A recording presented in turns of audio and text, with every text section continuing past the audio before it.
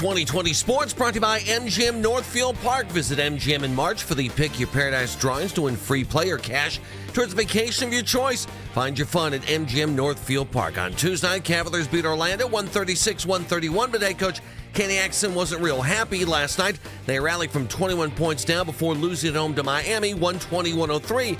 And this time the coach actually kind of liked the effort. Listen, we wanted to protect the paint, protect the rim, and they beat us over the top. But I'm pleased with the process. I thought we competed. You know, we got off to the big lead in the first half, but we came out in the third quarter, and I loved our fight, loved our resiliency. Thought we did a lot of good things. And in the fourth quarter there, we miss a few open threes. They make a couple. It's kind of the story of the game. Cavs got outscored 37-20 in the fourth quarter. The loss snaps the Cavs' winning streak at 4 games. Donovan Mitchell led the Cavs. He put in 28 points. Guarding start the 2026 regular season is not going to be in Seattle. They open up a 4-game series against the Mariners. Tanner Bybee gets the start for Cleveland. Major League Baseball got its regular season going last night. The Yankees in San Francisco blanked the Giants 7-0. Yankees scored 5 runs in the top of the second to go on and get the win. Reports say the Browns and Myles Garrett agreed to do contract modifications. It's going to give the team a little more cap flexibility. Mary Kay Cabot at Cleveland.com adds it would make it easier to trade Garrett, but adds the Browns have no plans on doing that. You can now find 92.3 The Fan on YouTube. Subscribe to our YouTube channel. Get the best content from our shows each and every weekday. That's 92.3 The Fan on YouTube. Headline sports news every 20 minutes right here on 92.3 The Fan. From the University Hospital Sports Desk, I'm Jeff Thomas. Up next time for the Carman Show with Anthony Lima here on 92.3 The Fan. Get the latest Cavs news up until tip-off. The Afternoon Drive. Weekdays starting at 2. Cleveland's Sports Radio. 92.3 The Fan. The Ken Carman Show with Anthony Lima. That will do it. Here tonight, your final score. Heat 120, Cavs 103. Listen, we wanted to protect the paint, protect the rim, and they beat us over the top. But I'm pleased with the process. I thought we competed. You know, we got off to the big lead in the first half, but we came out in the third quarter, and I loved our fight, loved our resiliency. Thought we did a lot of good things. And in the fourth quarter there, we miss a few open threes. They make a couple. It's kind of the story of the game. I mean, it's not ideal, obviously. I think our mindset is we got now 9 games left. That's going to be our entire focus here is how can we get to the level defensively that we've shown at times this year, but get to the level that we know we need to be at going into the playoffs. I liked our spirit. I liked our compete. Our process was right. I said at halftime, we're down 20. I said, I love what we're doing. So, you know, that's my job as a coach. Not necessarily look at the score, but see if we're carrying through on the plans. So that's a positive. This is Cleveland's Sports Radio. 92.3 The Fan. Good morning. Audio courtesy of FanDuel. I think we were in a great big argument, so I didn't even hear the open. I'm sorry. It was the best one we ever did. All 3 of us were yelling at each other. Actually, it was me and Owen on Lima. Handicap match. That's why you divorce them, so they can't get to her money. That's all I'm going to say. If you're paying attention to the news, I'll give you that snippet. That's it. I can't go any further. I apologize. Good morning. Cavs lost last night. Whole world's pissed off at Evan Mobley. Hi. But they didn't seem that upset about it. No. This is why I'm like, you guys are killing me, man. So I'm like, yeah, they lost. They win games. I'm like, hey, they're 13-4 since they went and they got James Harden. Now they're 13-5. They're 13-4. Technically, they were 14-4. He didn't play in that first game, but since they're 14-4. They're 14-4 since they got James Harden until last night. All right, until last night. Now they lost. No, you're right. They lost their 4th game. Correct. You want to just restart the show? No, it ain't gonna make it any better. It means we got to have that argument. So again. the Cavs are really well. You're still right. He's still wrong. He's still full of it. Ken just wants to kill families. He just wants to decimate the family structure. No, it's not that. Very it's like, sad. but when you mess up as a father, you owe. You don't think about the children. And you're responsible to the people you hurt, and you're responsible to the rest of your family because you've hurt other people. That's why. You would not have this. That's why. 4 years ago, you'd be on my side. Now you have kids, and all the world is about, what about the family? Don't let that idiot off. You think I'm letting him off? Well, it sounds like it. Damn it. Moving on. I'll tell you one subscription I had to cancel yesterday. Cavs lost last night to the Miami Heat. And the internet's mad at Evan Mobley, who, let's be honest, sucked out loud yesterday. Let's call it what it was. Yeah, his worst game in a while. Well, it was crazy because I sent you guys audio of in the pregame of Kenny Atkinson talking about how like Evan Mobley might be a leader, has emerged as a leader, and I'm like, hey, good Evan Mobley stuff. Then he turned it. How many points did he score last night? 10. Sucked. It's terrible last night. Let's call it what it is. I don't think he sucks. I'm not saying that, but there's games where guys are terrible, and he sucked up the room last night. Evan Mobley had shot 60%. He'd still, for whatever reason, his free throw issues are just incredible. I don't understand how somebody could regress to this badly, free throw wise. Again, last night, 2 of 5. But here's the thing that I don't know. You guys could tell me if you noticed it or anybody in attendance noticed it. James Harden's entire night was trying to get Evan going, and that's what made his night even worse. Watch James Harden. James Harden was content, second night of a back-to-back. Yeah. James Harden knows that he could come down and shoot that step-back 3. 8. Evan had 8. Oh, my God. They would have had a better shot winning the game last night had James Harden gone James Harden 8 years ago. I'm just going to come down, freeze everybody out, do the step-back jumper, sidestep 3, and they'd have a better shot than pounding the ball into Evan. But to me, that's a smart move. Like, we need to get Evan going now before the start. Look, they were without 4 rotation players last night, and it was the second night of a back-to-back. There are all the excuses, whatever. And that's probably why Atkinson isn't that mad. You know, Dean Wade goes down moments before the game because he rolled up on by a ball boy. You got to watch out for the ball boys, man. My issue is what? I'm sorry. You wanted me to react to the ball boy? I'm just saying it's a very unfortunate circumstance. I didn't mean to leave you hanging. I mean, in the playoffs, what are you going to do with the ball boys? They're supposed to be allies. But like if they're injuring the players, reminds me of the curb where Shaq trips over Larry David. Yes, that's exactly what that reminded me of. Anyway, okay. So the issue of it is that they win the other night. Kenny Atkins is upset about the defense. They lose last night. They look like garbage. They look like garbage. And nobody seems to care that plays in a uniform. Well, we were kind of yelling at each other during the open, so I'm going to play this for you again. So you can hear Kenny again. We're going to start yelling again. This is Kenny. Actually, listen this time. I liked our spirit. I liked our compete. Our process was right. I said at halftime, we're down 20. I said, I love what we're doing. So, that's my job as a coach. Not necessarily look at the score, but see if we're carrying through on the plan. So that's a positive. Man, what if they would have been down 30? So I really love how this is going. It's the best game we've ever. We're down 45. It's great. Did he think there was a rock and jock 50-point basket at his disposal in the second half? Cortez is not going to walk through that door, guys. Bill Bellamy is not going to walk through that door. If there was a pause in our argument about somebody I went to high school with, and then I heard that clip, then it would have changed the entire beginning of the show. I'm sorry. We ripped Pat Shermer to Kingdom Come. We ripped Hugh Jackson up and down. Did you edit that clip? That is incredible. No, can you do it one more time, Owen? I'm sorry. Because it just does sound insane now thinking about it. I liked our spirit. I liked our compete. Our process was right. I said at halftime, we're down 20. I said, I love what we're doing. So, that's my job as a coach. Got him right where we want him. Not necessarily look at the score, but see if we're carrying through. My job is to get us down 20 as quick as possible, and damn it, we pulled that off. Halftime, we're down 20. I said, I love what we're doing. Put up the banner next to Nate Thurman. Guys, I haven't changed about last night's open in a long time. Oh, my God. And guess what's happening today? Oh, my God. Halftime, we're down 20. I said, I love what we're doing. So this is all by design. We're all getting bent out of shape, and I hope they know what they're doing. He loves what they're doing, and I hope they know what they're doing because halftime, we're down 20. I said, I love what we're doing. I guess I know you hate when I ask this question because I have to change it. I really do. Because I was going to ask everybody, Just had to look it up because we had Kalen DeBoer on yesterday, and they were down 17 at the half to Indiana. Halftime, we're down 20. I said, I love what we're doing.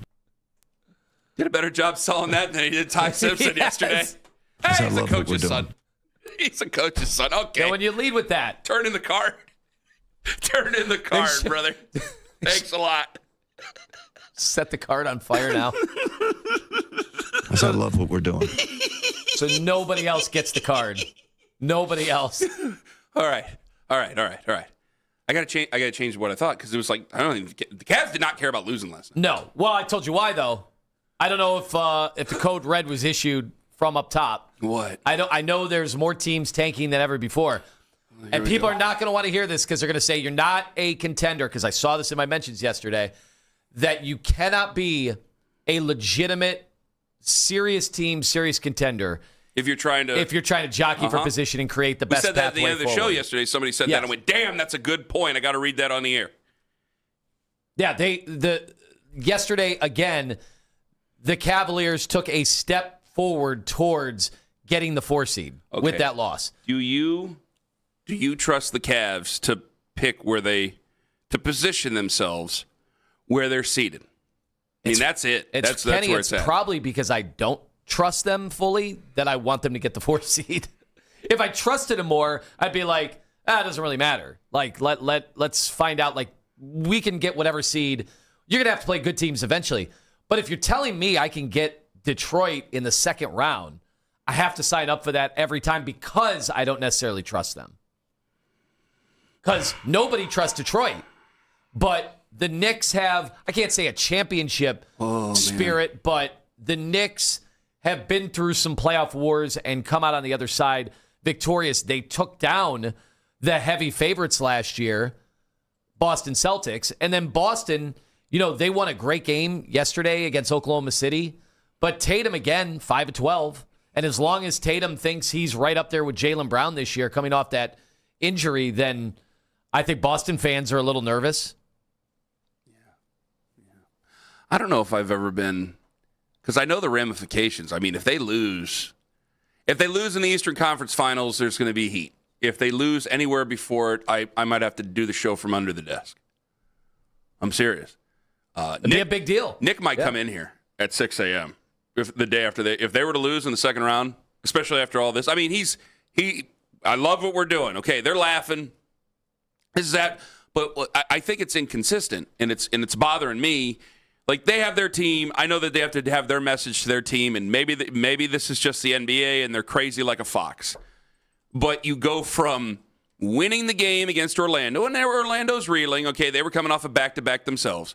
You win a game against Orlando, and you were up at half, and you hated what they were doing. You were up by 4, right? Mm-hmm.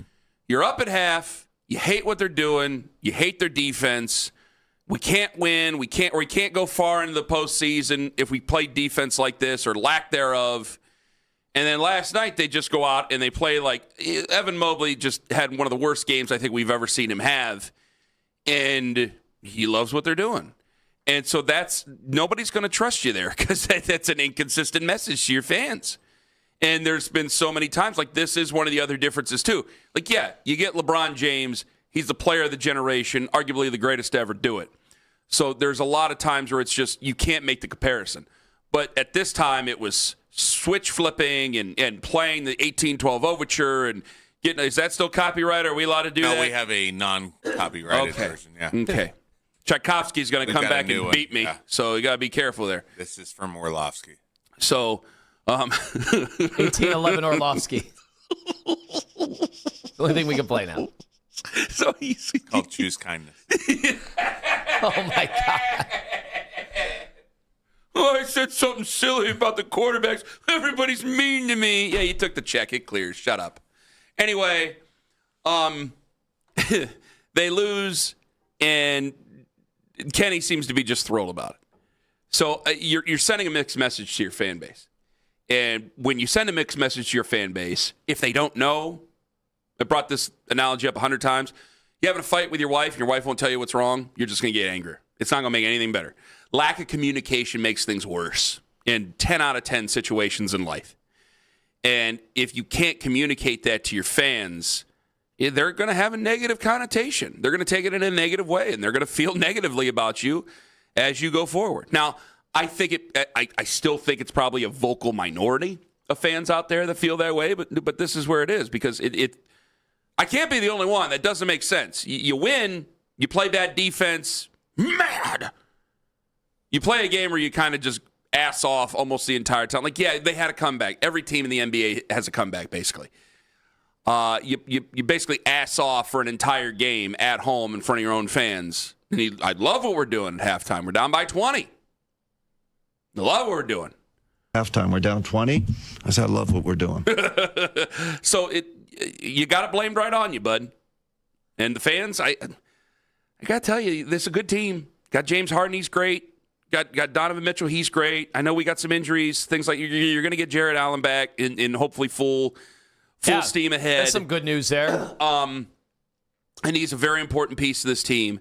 So I don't want to overdo it here and lose my mind, as I've been pretty calm about some losses in the past here over the last couple of weeks. I'm not going to lose my mind, but I have to. You're sending a mixed message to your fan base, and it doesn't set for a good tone when you do get to the postseason. And if you lose in the Eastern Conference Finals, I'll defend you. Well, you get swept in the Eastern Conference Finals, there might be a problem. I would agree. You lose in the Eastern Conference Finals, I can defend this and go, okay, now we got to find another step forward here. What do we do? You lose any time before that, and you're going to be sounding the alarms, and we're going to be doing this show under a desk. And Nick Wilson is going to be walking around here at 6 a.m. screaming for you, screaming for me, bellowing down the hallway. He's going to be upset. Cavs Conversation brought to you by the fine folks at Surfside Hard Iced Tea. They ask you to please enjoy your hard iced tea responsibly. I know we got to go. I'm very excited about the playoffs. I think the playoffs are going to be a lot of fun. They are going to be a big challenge. I want the playoffs to start like tomorrow. The problem is they're not healthy. So it's like they're kind of riding it out here at the end of the season. Guys like James Harden probably don't care all that much about the regular season. I don't think Donovan probably does either. So that's the one bad thing about having so many veterans. Like, they've just been to the playoffs so much. It doesn't shock me that they're kind of playing it out right now. Problem is, that's not enough time to get defensive rotations down. No. 216-474-0092. Just when you thought you were out of the conversation about trading Miles, they pull you back in. That in 5 minutes on the Fan. Northeast Factory Direct and NortheastFactoryDirect.com. This is a place to go.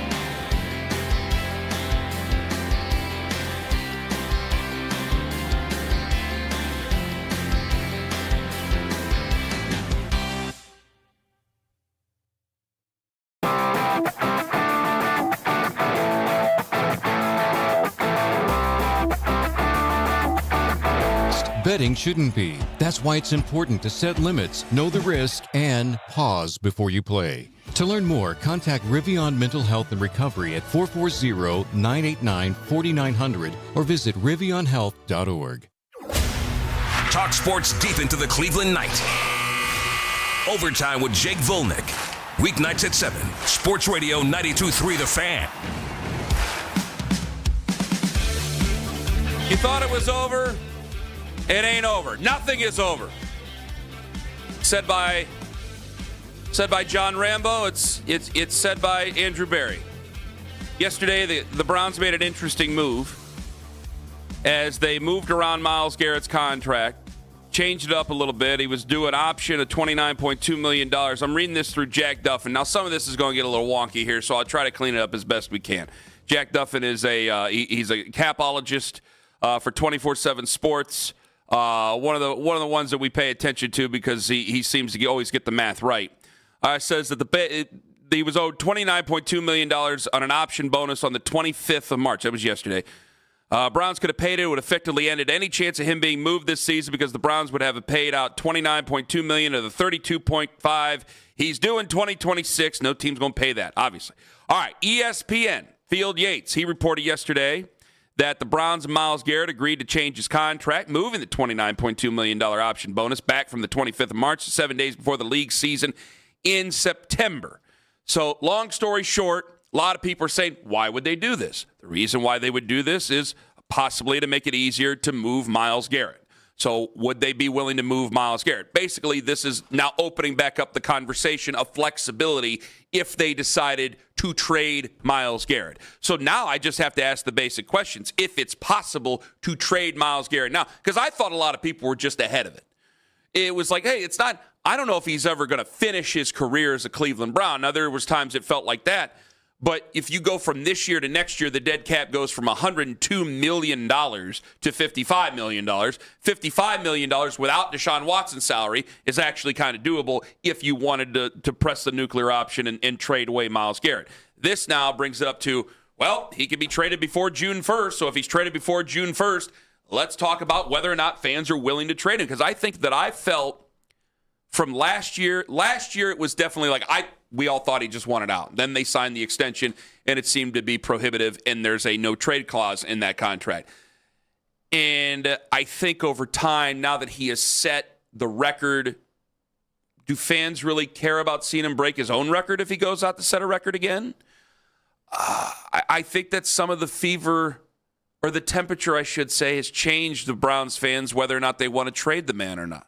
So I got to ask, are people open to it? 216-474-0092. Are you open to trading Myles Garrett? I've kind of never thought he was going to finish his career a Brown. Not because he doesn't like the city. Well, after he signed that deal and it seemed to be non-movable, I'm like, yeah, I didn't know there was something they could move around here. I thought he was going to finish. I just always kind of figured he'd go back to, he'd try to get on the Dallas Cowboys at some point or whatever. Because did he grow up rooting for them? He's somebody that is just, his game seems to be aging in a great way. Like, I was wondering a few years ago, like, what is this going to look like when he turns 30? Dominant and even better. Like, he's getting better, and I wouldn't put it past him not to get more sacks next year, but I wouldn't be shocked if they're a little more competitive, if he has even more opportunity to get pass rushes and all those other numbers that just aren't sacks. And we talked about how crazy Nathan Zegura's came on this year. Was like, did you know about his tackle for losses?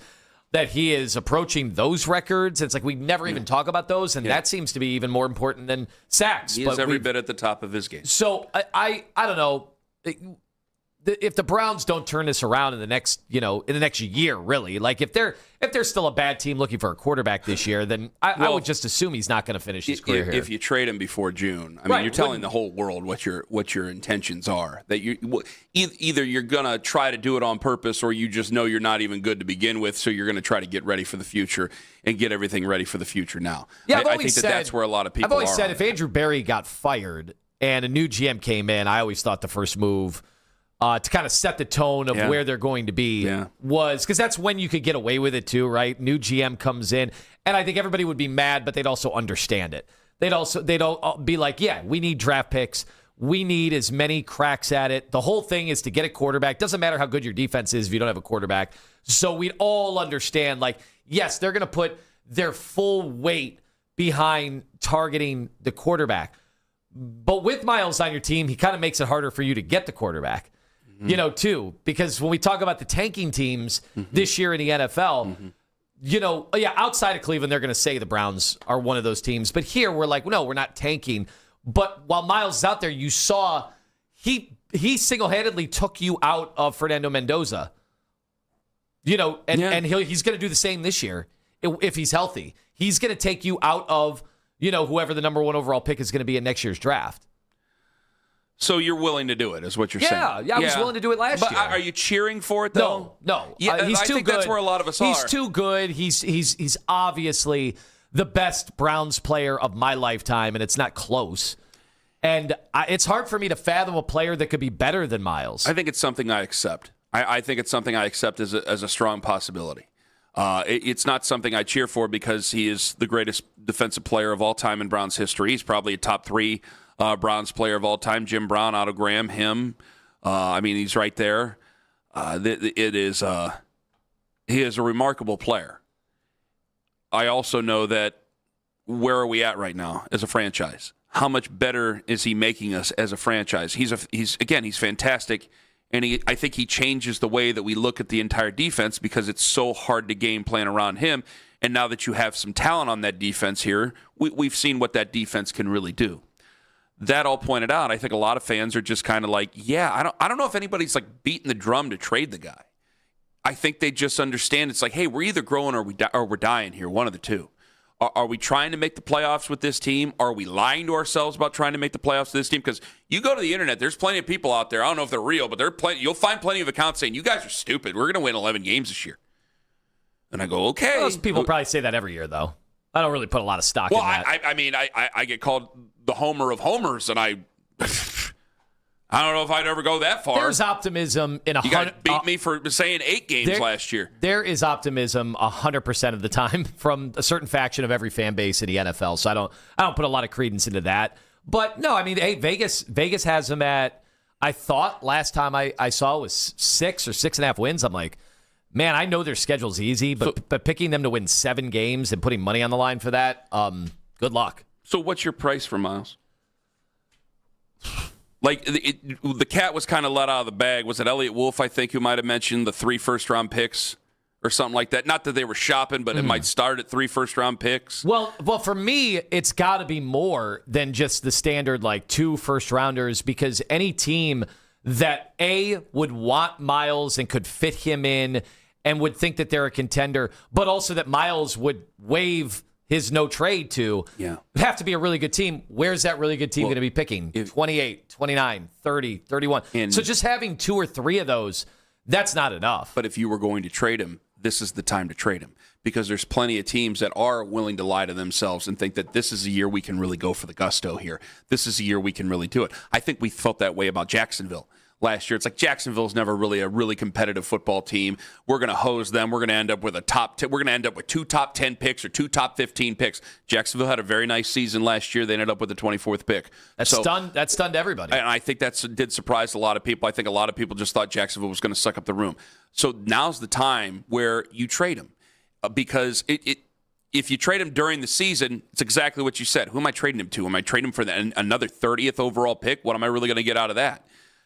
You're right about that. If you trade him during the summer, there is a chance where he ends up on a football team that, for whatever reason or another, you don't want to pray for the downfall, but you end up doing it. He ends up on a football team that struggles, and you end up getting another nice pick that you can package together. And then you look at those picks where if you can get more than 1 first-round pick, which you would probably get 2 and then some change, exactly what you said.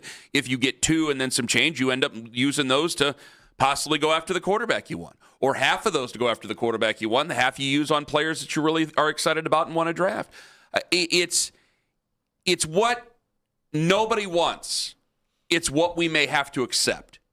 There's things in life that we have to accept that nobody wants this, but this is what we have to do to remain solvent. This is what we have to do to keep our head above water. No one's cheering for it. No one wanted to steer into this. Here is what we are. So don't take this as saying anything about Miles and saying that we don't need him, we don't this, that, and the other, and championing a trade of Myles Garrett.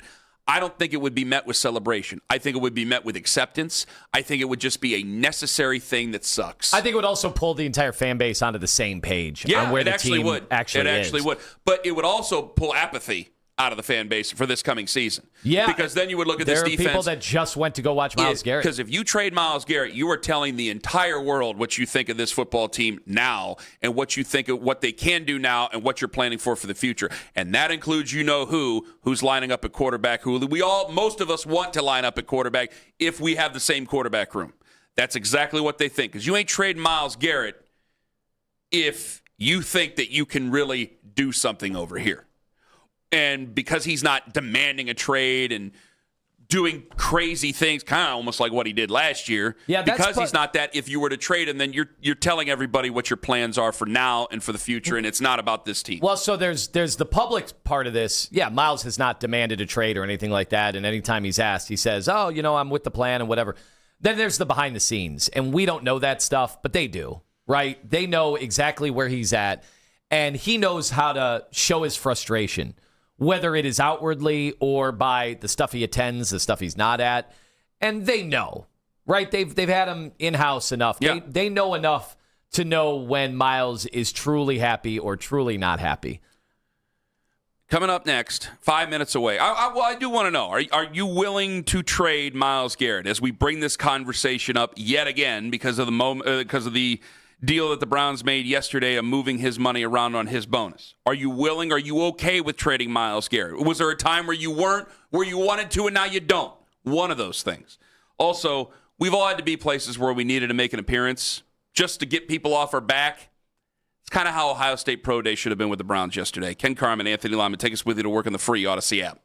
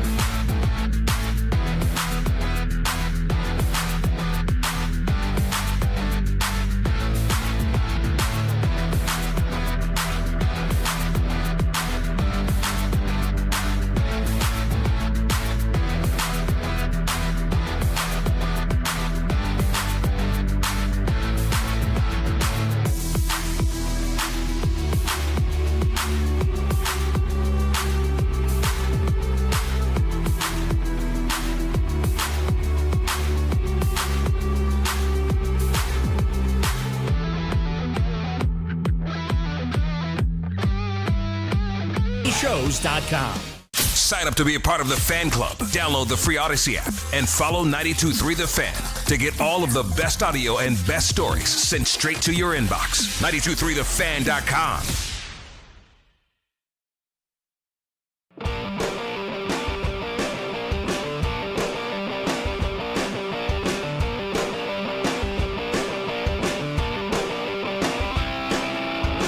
Social media reactions are brought to you by Shive and Jewelers, Cleveland's premier jewelry store. And boy, we got a lot of them after we asked about the Myles Garrett deal that happened yesterday.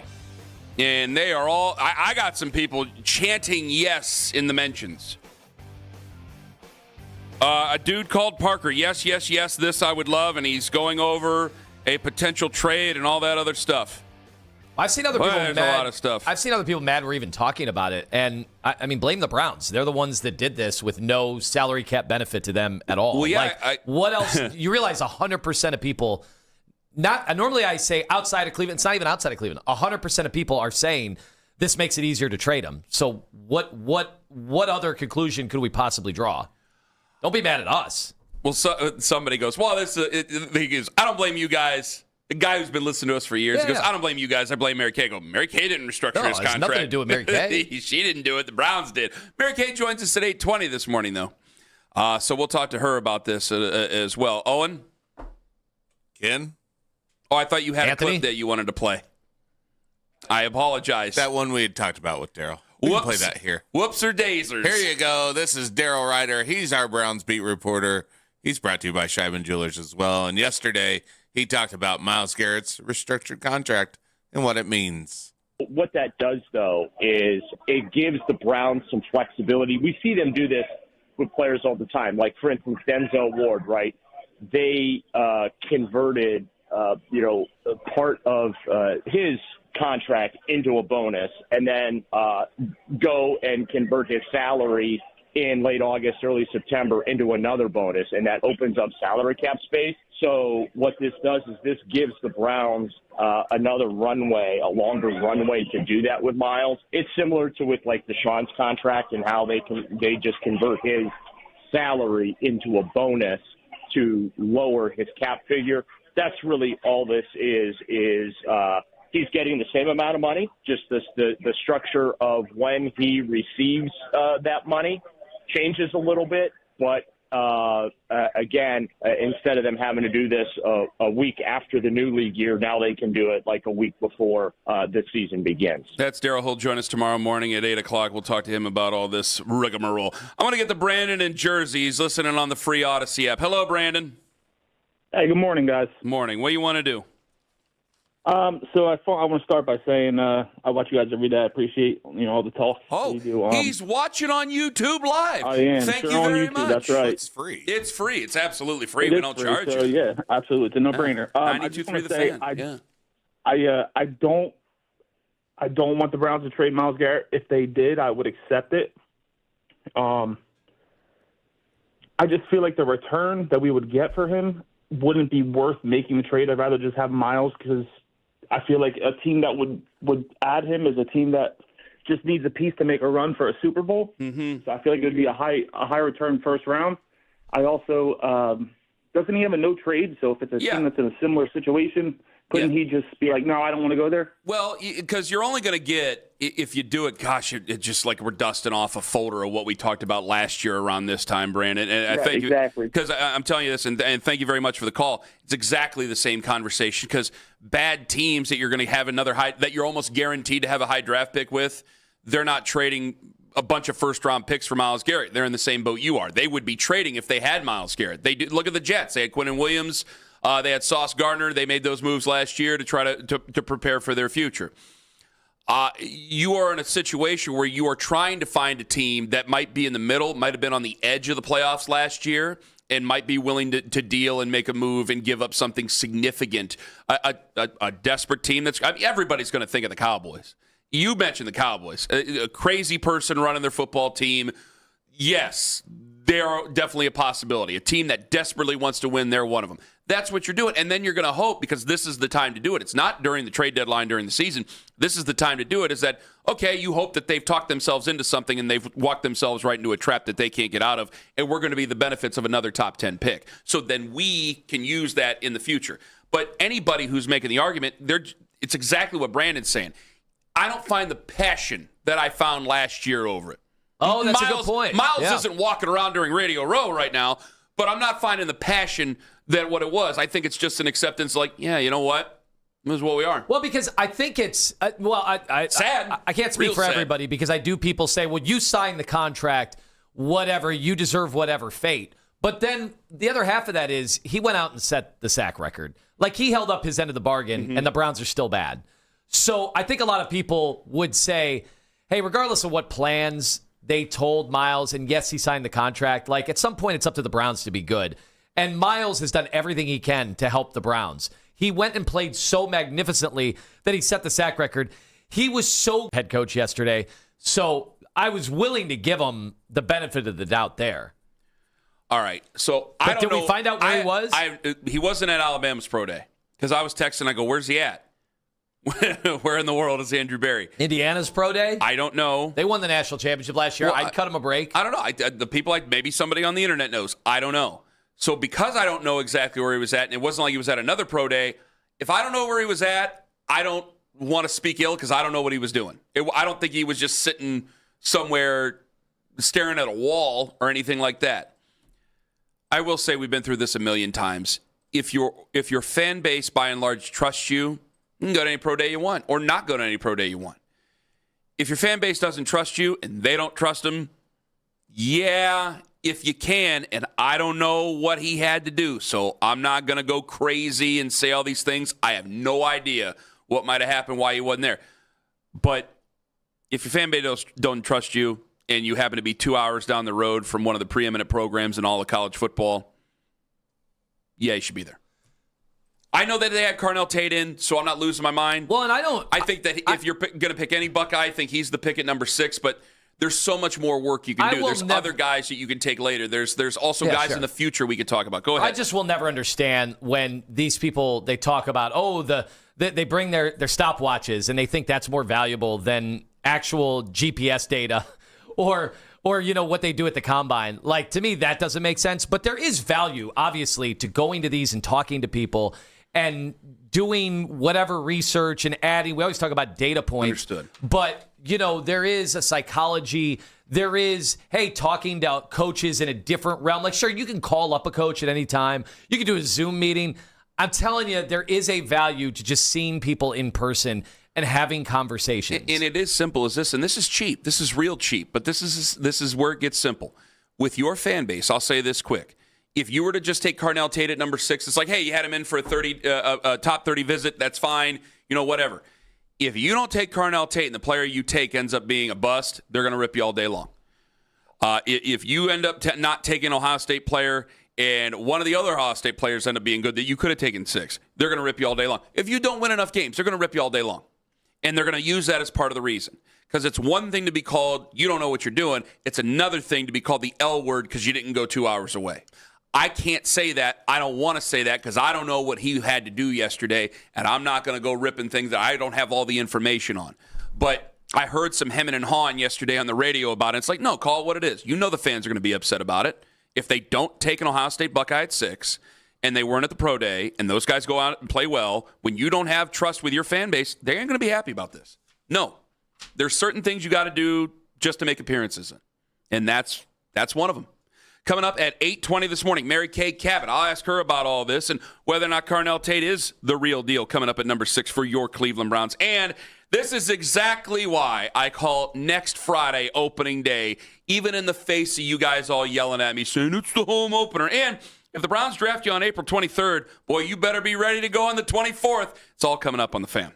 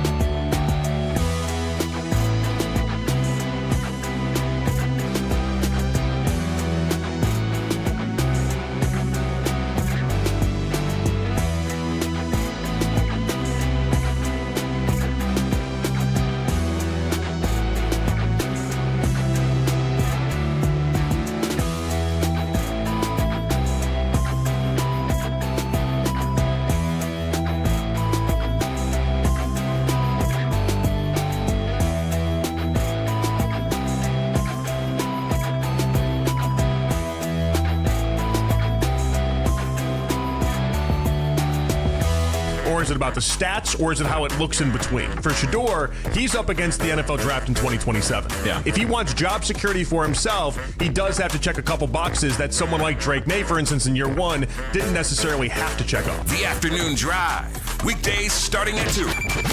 We are Sports Radio 92.3 The Fan.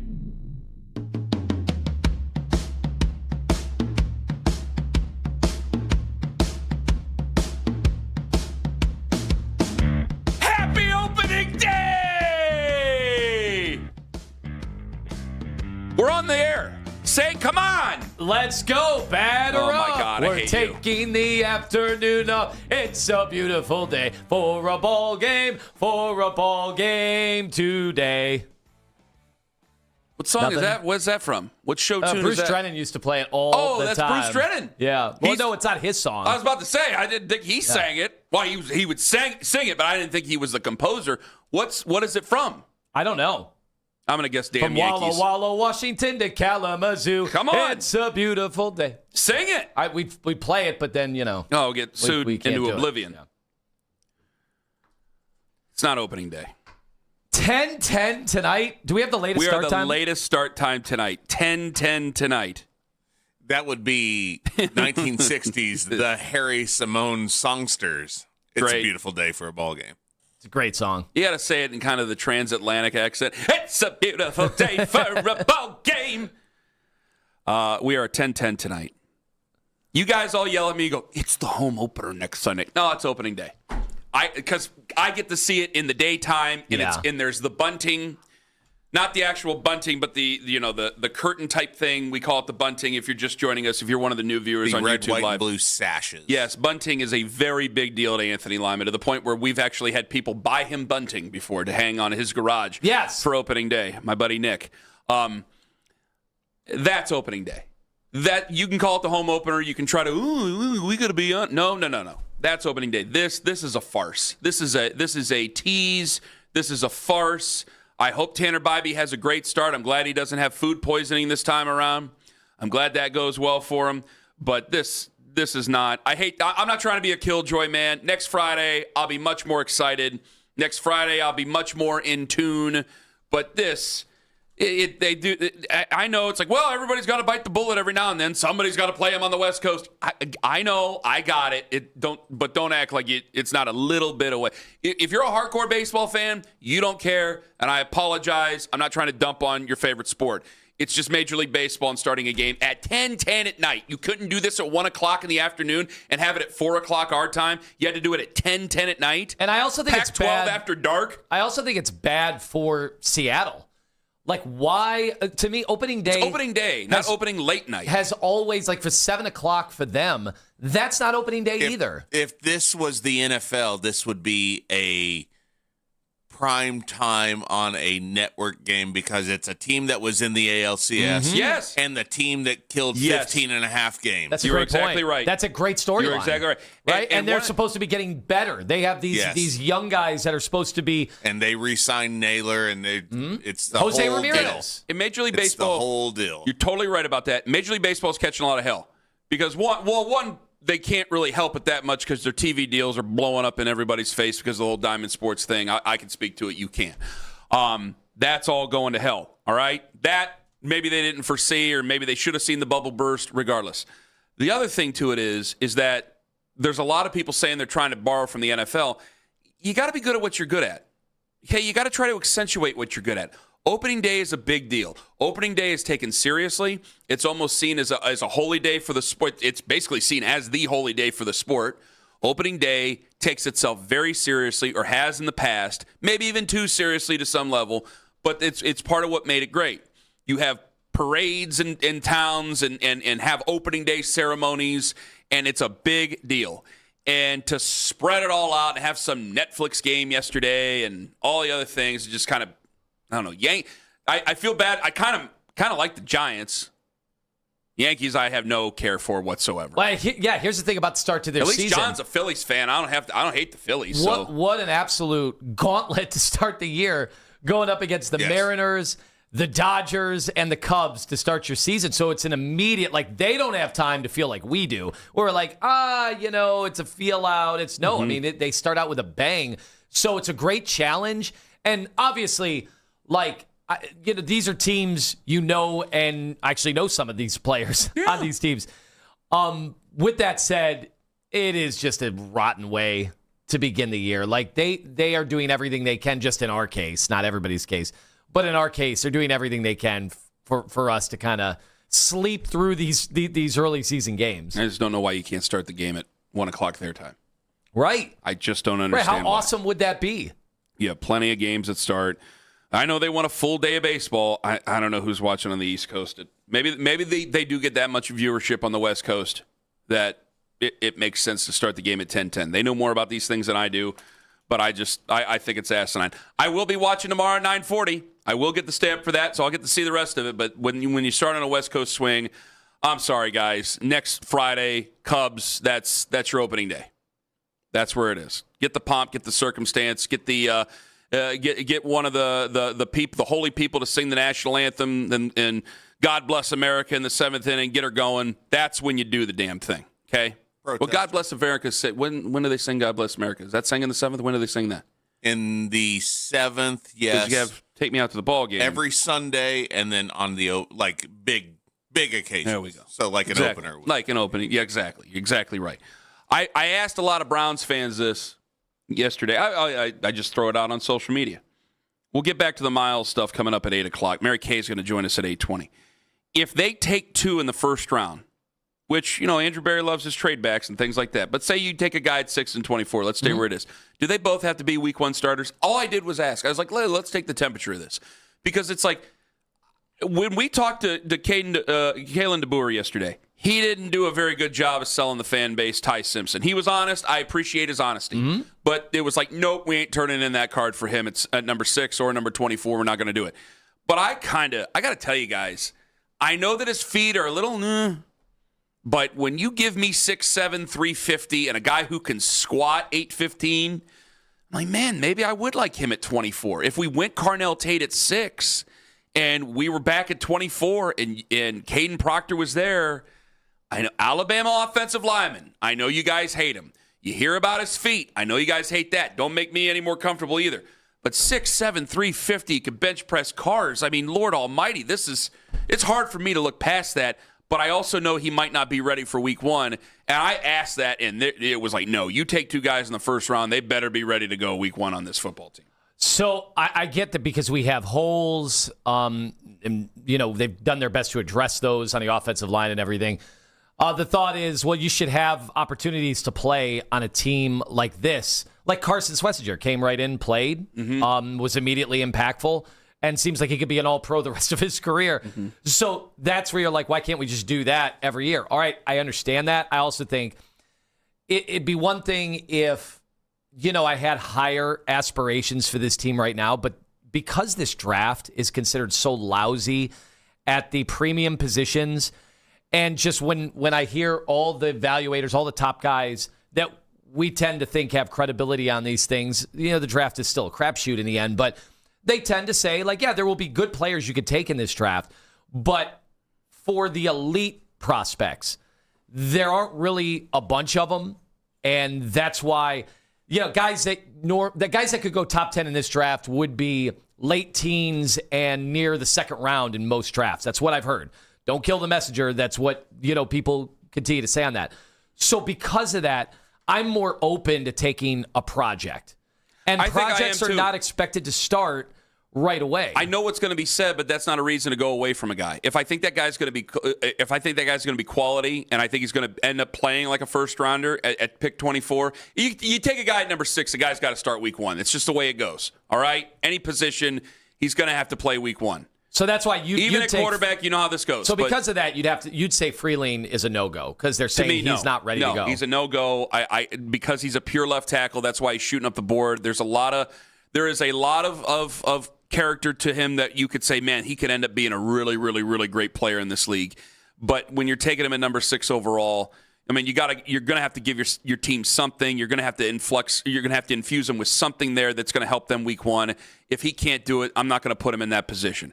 At 24, I think it's easier for me to look at a guy and go, all right, what's he going to do with my offensive line? Because I'm looking more at offensive linemen. There's fewer and fewer offensive linemen that are ready to play week 1. And we take guys like Joel Bitonio almost for granted. Joe Thomas isn't taken for granted, but you take all the other guys that were ready to play week 1 in this league who might not have been top 5 overall picks. And it's like, I don't think the league's like that anymore. So if you were to take a Caden Proctor or say it was just a lot of talk and Monroe Freeling is there at 24, okay, that's fine. It's going to be a tough sell to your fan base, but that's not why I go away from making that pick. But would it matter Because to if you? this draft is as low on talent as we think it are, but as high on potential, then I'm going to have to trust my staff and actually bring somebody along, and then maybe by halfway through the season he's ready to go. I guess if I reframed it, so Freeling, like if he came back to college for a year and then had a dominant year because he'd get that extra year and the coaching that you would expect him to get at Georgia, right? Like, he would then, let's just say if it were a normal draft next year, there's going to be a bunch of quarterbacks taken early. Yeah. But then Freeling would be the first offensive lineman taken in next year's draft. More than likely. Okay. He'd get bigger and stronger. I think he's only 21. Okay, because of that, why is he off the board at 6 now? If we're talking about a guy that could be the first offensive lineman off the board next year, what's the rush? Can I explain? Why are the Browns in such a rush? Can I explain it to you in about 5 minutes? As well as Lima made some crazy threats at the end of the show yesterday. We don't respond kindly to threats around these parts. Ken Carman, Anthony Lima, take us with you to work on that free Odyssey app. And we've already got a call. Watch us on YouTube Live for absolutely free. 92.3 The Fan. It's Anthony.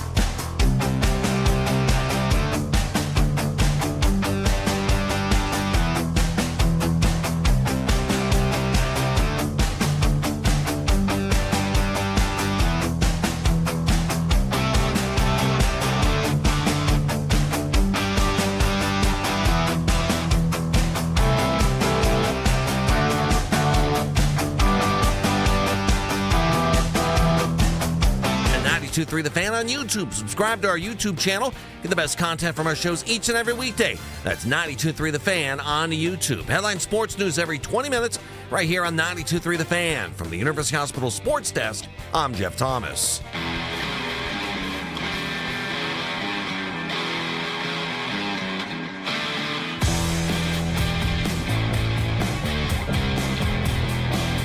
You asked me a question right before break, and I said I'd answer it in 5 minutes. It's 5 minutes away. Re-ask the question for people just joining in. Yeah, this draft doesn't have the, quote, Joel, right? The dominant, easy, hand in the card offensive lineman, and you're picking at number 6. I asked, and you can't trade down. No teams are giving up next year's first or whatever in that valuable draft. Let's just say for this sake of the conversation. I asked, what is wrong with taking a shot if you kind of like Freeling, but he's just not ready to play this year? And let's say he would have gone back to Georgia and he'd be the clear number 1 offensive lineman in next year's draft. Again, for the sake of argument. Why would it be so taboo to take him at number 6 as a project and not start him right away and have him get that coaching and real development with the offensive line coach everybody loves so much? Because of what Brian Bollinger said, it really scared the bejesus out of me. And a lot of people go, oh, come on, Ken. I go, well, because Myles Garrett can ruin anybody. He's Myles Garrett. So you could take a guy at 24 and have confidence. Yeah, have him go out there. But there is an expectation when you take a guy top 10. When you take a guy top 10, there's an expectation that he is going to play. And he is going to play week 1.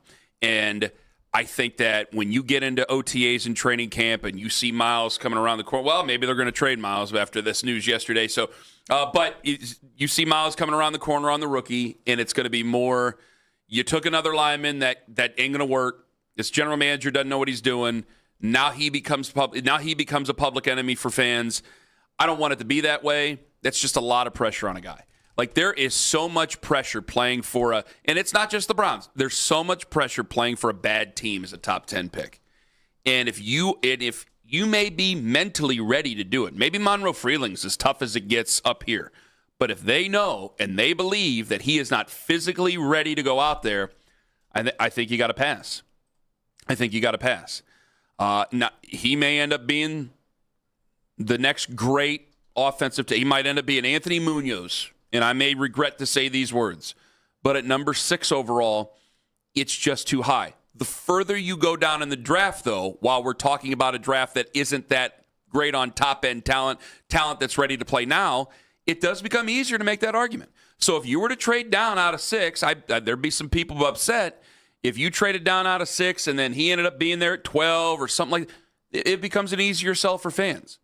But when you take a guy there in the 10, they expect it with number 24 overall. I was ready to agree with you at 24 overall. And I will, just because fans don't agree with it doesn't mean I'm not going to agree with you on this. I just know it's going to be a very tough sell for a team that isn't winning football games. When you're not winning football games, immediate, that's what they want. And I don't blame them for wanting that. I don't blame them for demanding that. But it doesn't mean you go out there and just make that decision just to satisfy them. You got to do what's best for the football team. But that's tough. Because do you think that they think they have their quarterback? No, I don't. And there's a big part of the fan base that does. They're hopeful. Whether we think so or not, there's a big part of the fan base that does. They've just jumped into being fans. And anything you do that doesn't support that theory of him having the possibility of being a long-term quarterback for you is going to hurt. I brought it up last year. When you're rotating offensive linemen, you are telling me you do not take him very seriously. I don't like that. And I have plenty of history to back that up, that I'm right about that one. I don't care. The other thing is that when you take a guy who's a left tackle and you don't immediately play him, and you're playing either an also-ran or you're hoping DeJuan Jones stays healthy and can still play left tackle, even though he's clearly uncomfortable doing so. I mean, he celebrated being switched over to right tackle before he got hurt. You're telling your fan base another message about that, and they're not going to like that. You were giving threats yesterday at the end of the show. I love a good threat by tone. And Lima at the end of the show yesterday threw it down on everybody. Nick was like, well, if you only beat Detroit and whoever in the first round, is it that great of a season? I thought getting to the conference finals, it was going to be that or bust. Now you're just moving it, so now it's the finals or bust. And then, if Oklahoma City's injured in the finals and we win the championship, well, who did you really pick? Guys, we can't do this. Because if you do this year and you ruin my Cavs postseason, I'm going to ruin any Browns playoffs or any Guardians playoffs. I'm going to poo-poo. They respond well to threats. I am going to poo-poo everything else because you are not going to ruin what is awesome. The best playoffs in sports, and I've told you this, is the NBA playoffs because it's 2 months, it's more games, it's better players playing at the highest levels. My whole life has been defined by the NBA playoffs and how awesome they are. And if you guys poo-poo this, I'm going to take a baseball bat to anything the Browns or Guardians ever do again. Mark my words.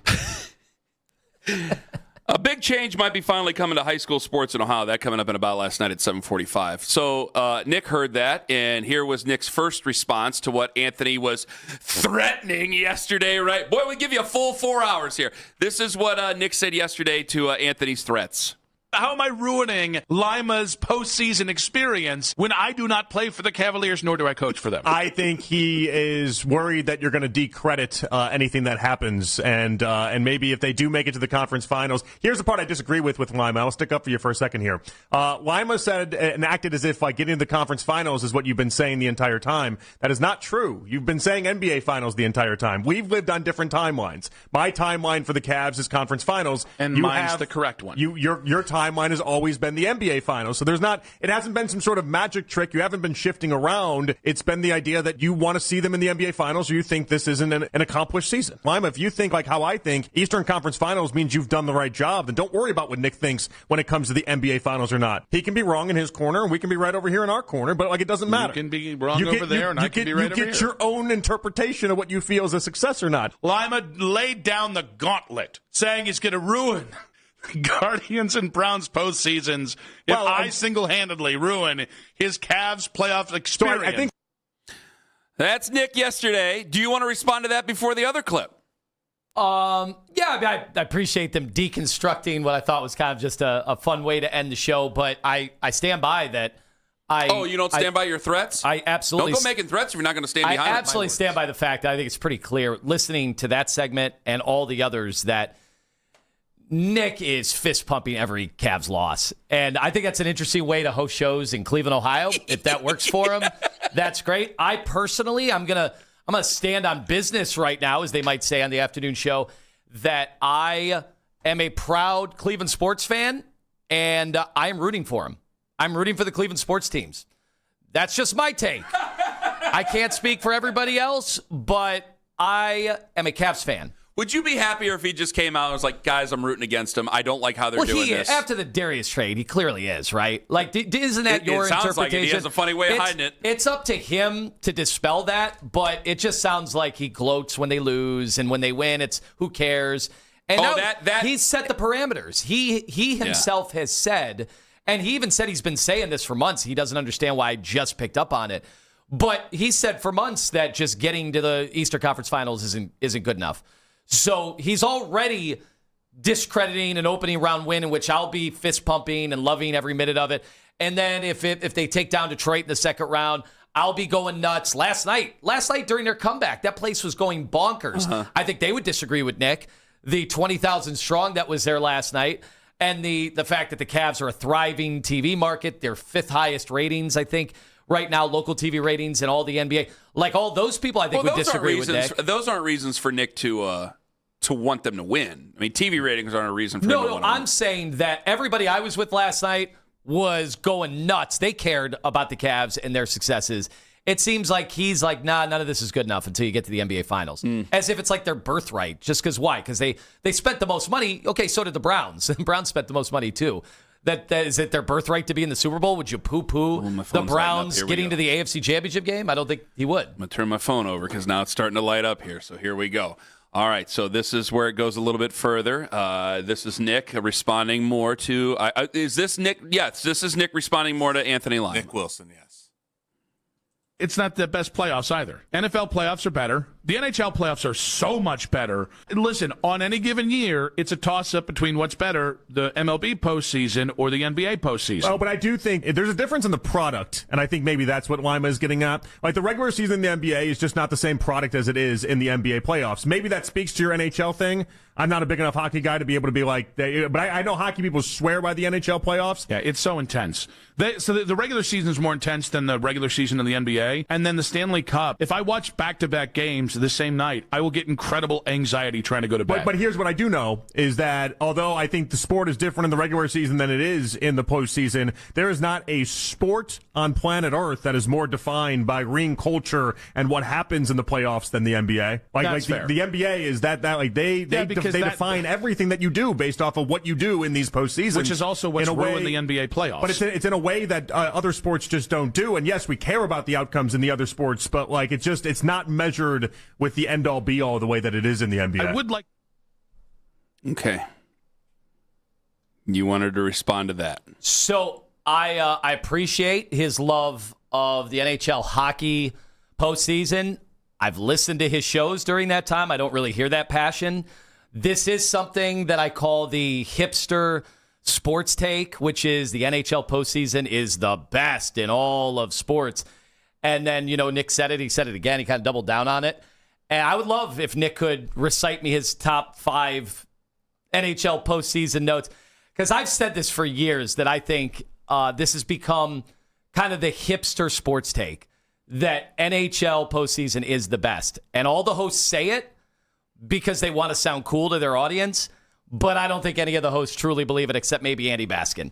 He is the one guy, because he coaches hockey, his kid plays hockey. Oh, he's like Reg Dunlop, man. He is the one guy I think gets away with it. I don't believe it when anyone else says it. I've also said in the past, hey, hockey postseason is pretty cool.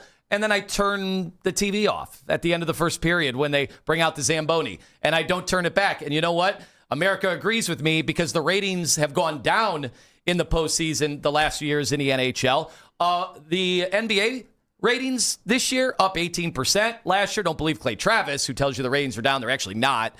And again, on hockey, we're on the NBA. Oh, the NBA. It's actually also Cleveland, a thriving NBA market because, like I said, they're top 5 in local TV market when it comes to the ratings. But the NHL postseason ratings are laughable. Yet every radio host in America, to sound cool to their audience, says they're the best postseason going. But then nobody watches it. It gets a 6. Their Stanley Cup gets a 6 to an 8th, a fraction of what the NBA gets. And listen, NHL, all the postseasons are awesome because, there are stakes. But they don't come close to the stakes of the NBA where your legacies are defined. Does Nick know how many Stanley Cups Wayne Gretzky has? But I think everybody in the world could tell you Michael Jordan has 6 titles. Everybody in the world could tell you Tim Duncan, Kobe Bryant has 5. We all know how many LeBron has. Why is it that we're acting like we care about the NHL?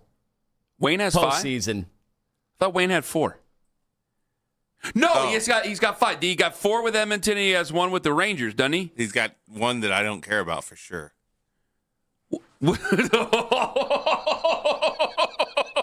Okay.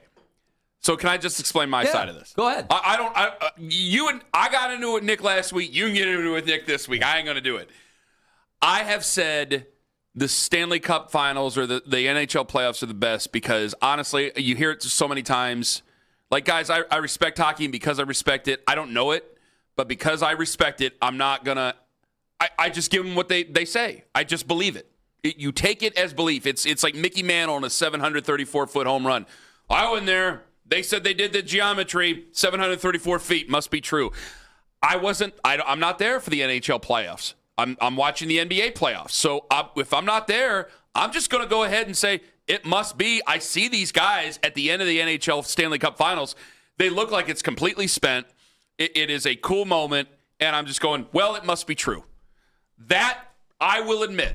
I'm not trying to be hipster cool. I think you're thinking of Nick playing like Lumineers and doing all that. But Seinfeld's not actually the best comedy. It's Mr. Show. Mr. Show's the best. And I like Mr. Show. It's not the best. I don't like Mr. Show. It's not the best. It's not nearly the best. And there's like 6 sketch comedy shows I would take over Mr. Show. But that's something that's like a hipster take. Nick had the hipster take that the hockey playoffs are the best.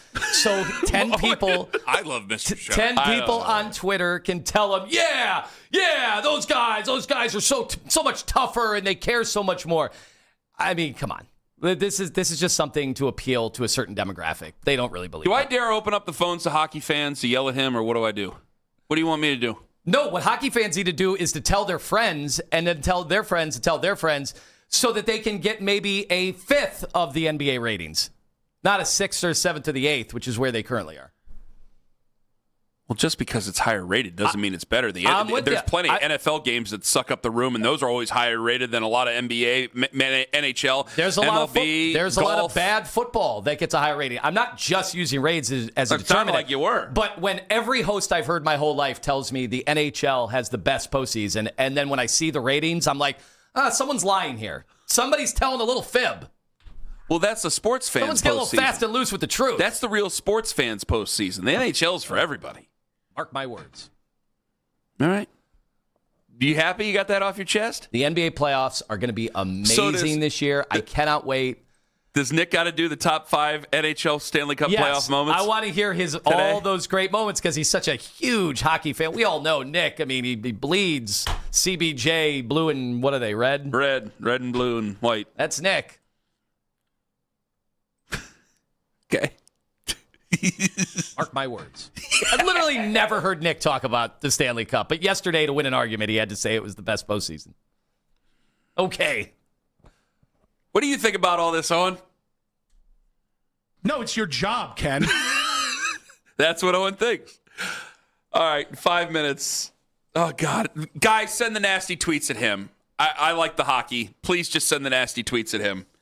A big change might finally be coming to high school sports right here in Ohio. Ken Carman, Anthony Lima, about last night in 5 minutes on The Fan.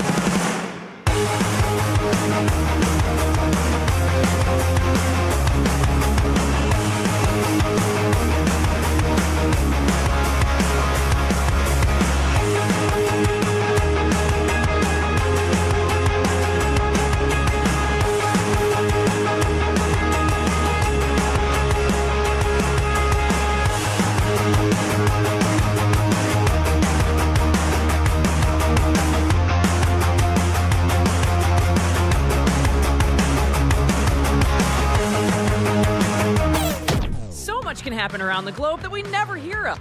Embarrassing. We got to be better on defense. It won't matter till April. I think we know that. Y'all gonna write us off. We could go 82-0, no one would care. He's a piece of crap. The kid, he sucked.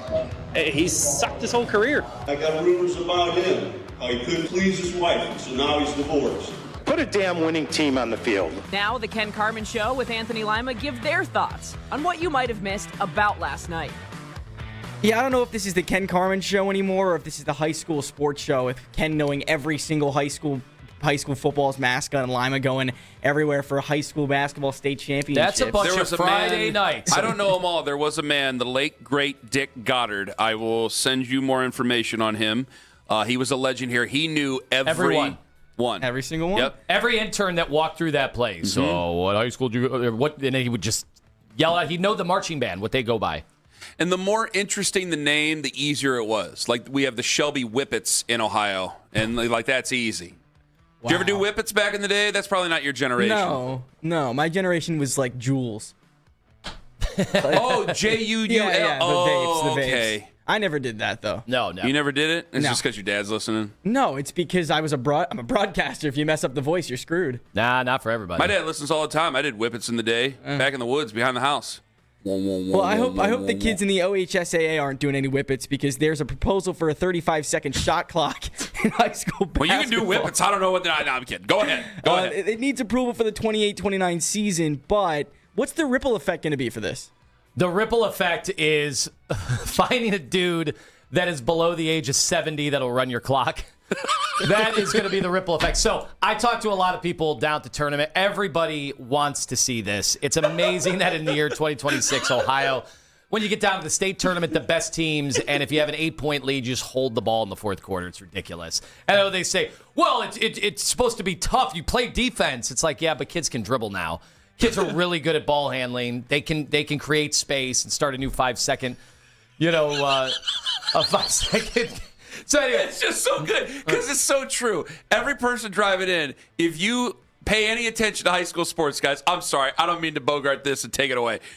If anybody in high school sports or anybody who follows it knows, there's an old person who runs the scoreboard, usually an old man who went there in the 1950s, and he constantly messes up the scoreboard, and then there's a bunch of parents who want him gone, but no one wants to break his heart and tell him that he can't do it anymore.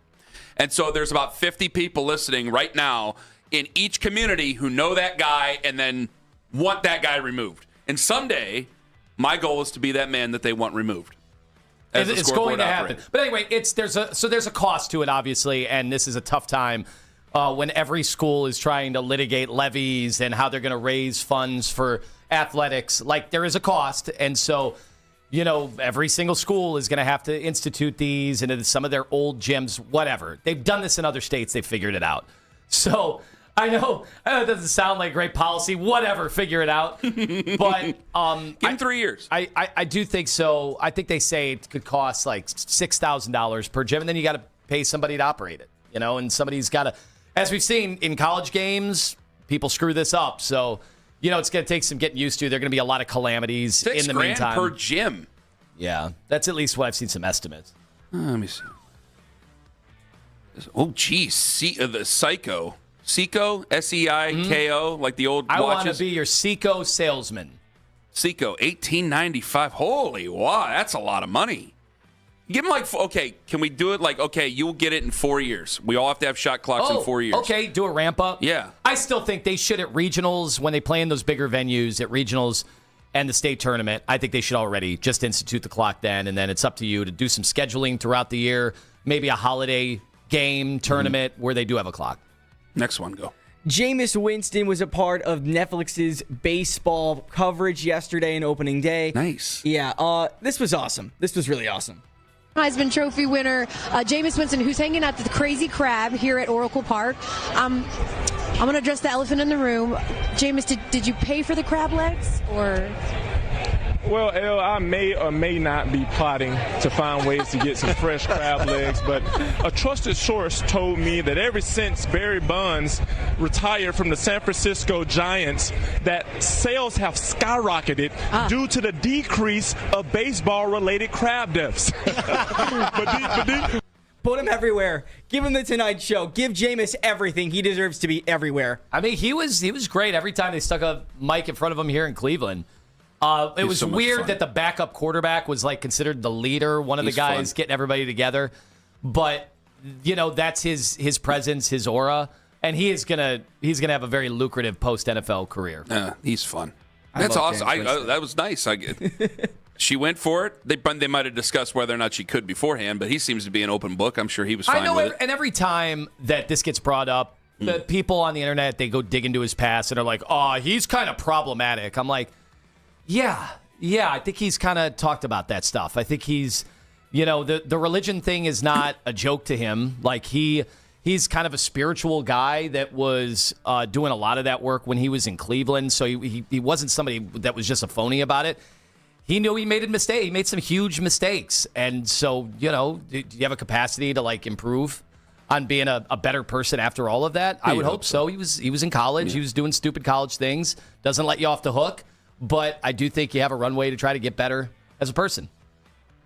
Being a young guy's tough in college. You have to be able to kind of manufacture that. But moving into the college ranks, Garrett Calhoun, right? Cincinnati new men's basketball head coach Lima's laughing his ass off at me.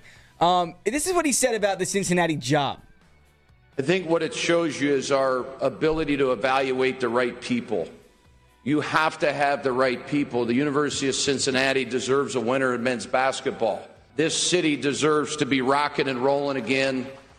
People need to fear us in the state of Ohio. It's the best basketball job in the state of Ohio, and I think it truly is. 13 D1 jobs in Ohio. Lima, Ohio State, isn't that the best one? I think the best one is the one that can get the most NIL money, and they're already talking 10 to 12 million over there, and that is a big problem for Ohio State because I do not think they're going to reach that bar. He's right. I think they do not want to divert any money from the football program. Hell, even the wrestling program, Owen. How much are they spending in wrestling NIL? Well, they just flipped one of the top commits in the state yesterday. Carson Brown, St. Ed's. He's going to Ohio State. Listen, they've got a decent recruiting class coming in at Ohio State, but that dude's a better coach. And I'm not just saying that because I know him and I'm friendly with him. He's just a flat-out better coach. I think he's got better experience. His lineage, he came from the Huggins coaching tree. Him and Missoula Missoula worked on his staff, not the other way around. Like, if Jared wanted to go up to the NBA and work for the Celtics tomorrow, he could. But he won at Utah State, went to the tournament twice with very little NIL money. He actually poured his own money into it. He is going to do really well at Cincinnati. I hate that he's in the state with a school that's not Ohio State. Well, he still could be if Ohio State wants to take it seriously after this coming year. That's it for about last night. Outstanding as always, my friend. Well done. He's doing better and better. John's a good one. I hope so. Coming up at 8:20, Mary Kay Cabot. Can Myles Garrett be on his way out yet again? Because you thought we were done having that talk about Myles. Well, Andrew Berry wants you to know we've only just begun. This is an Odyssey.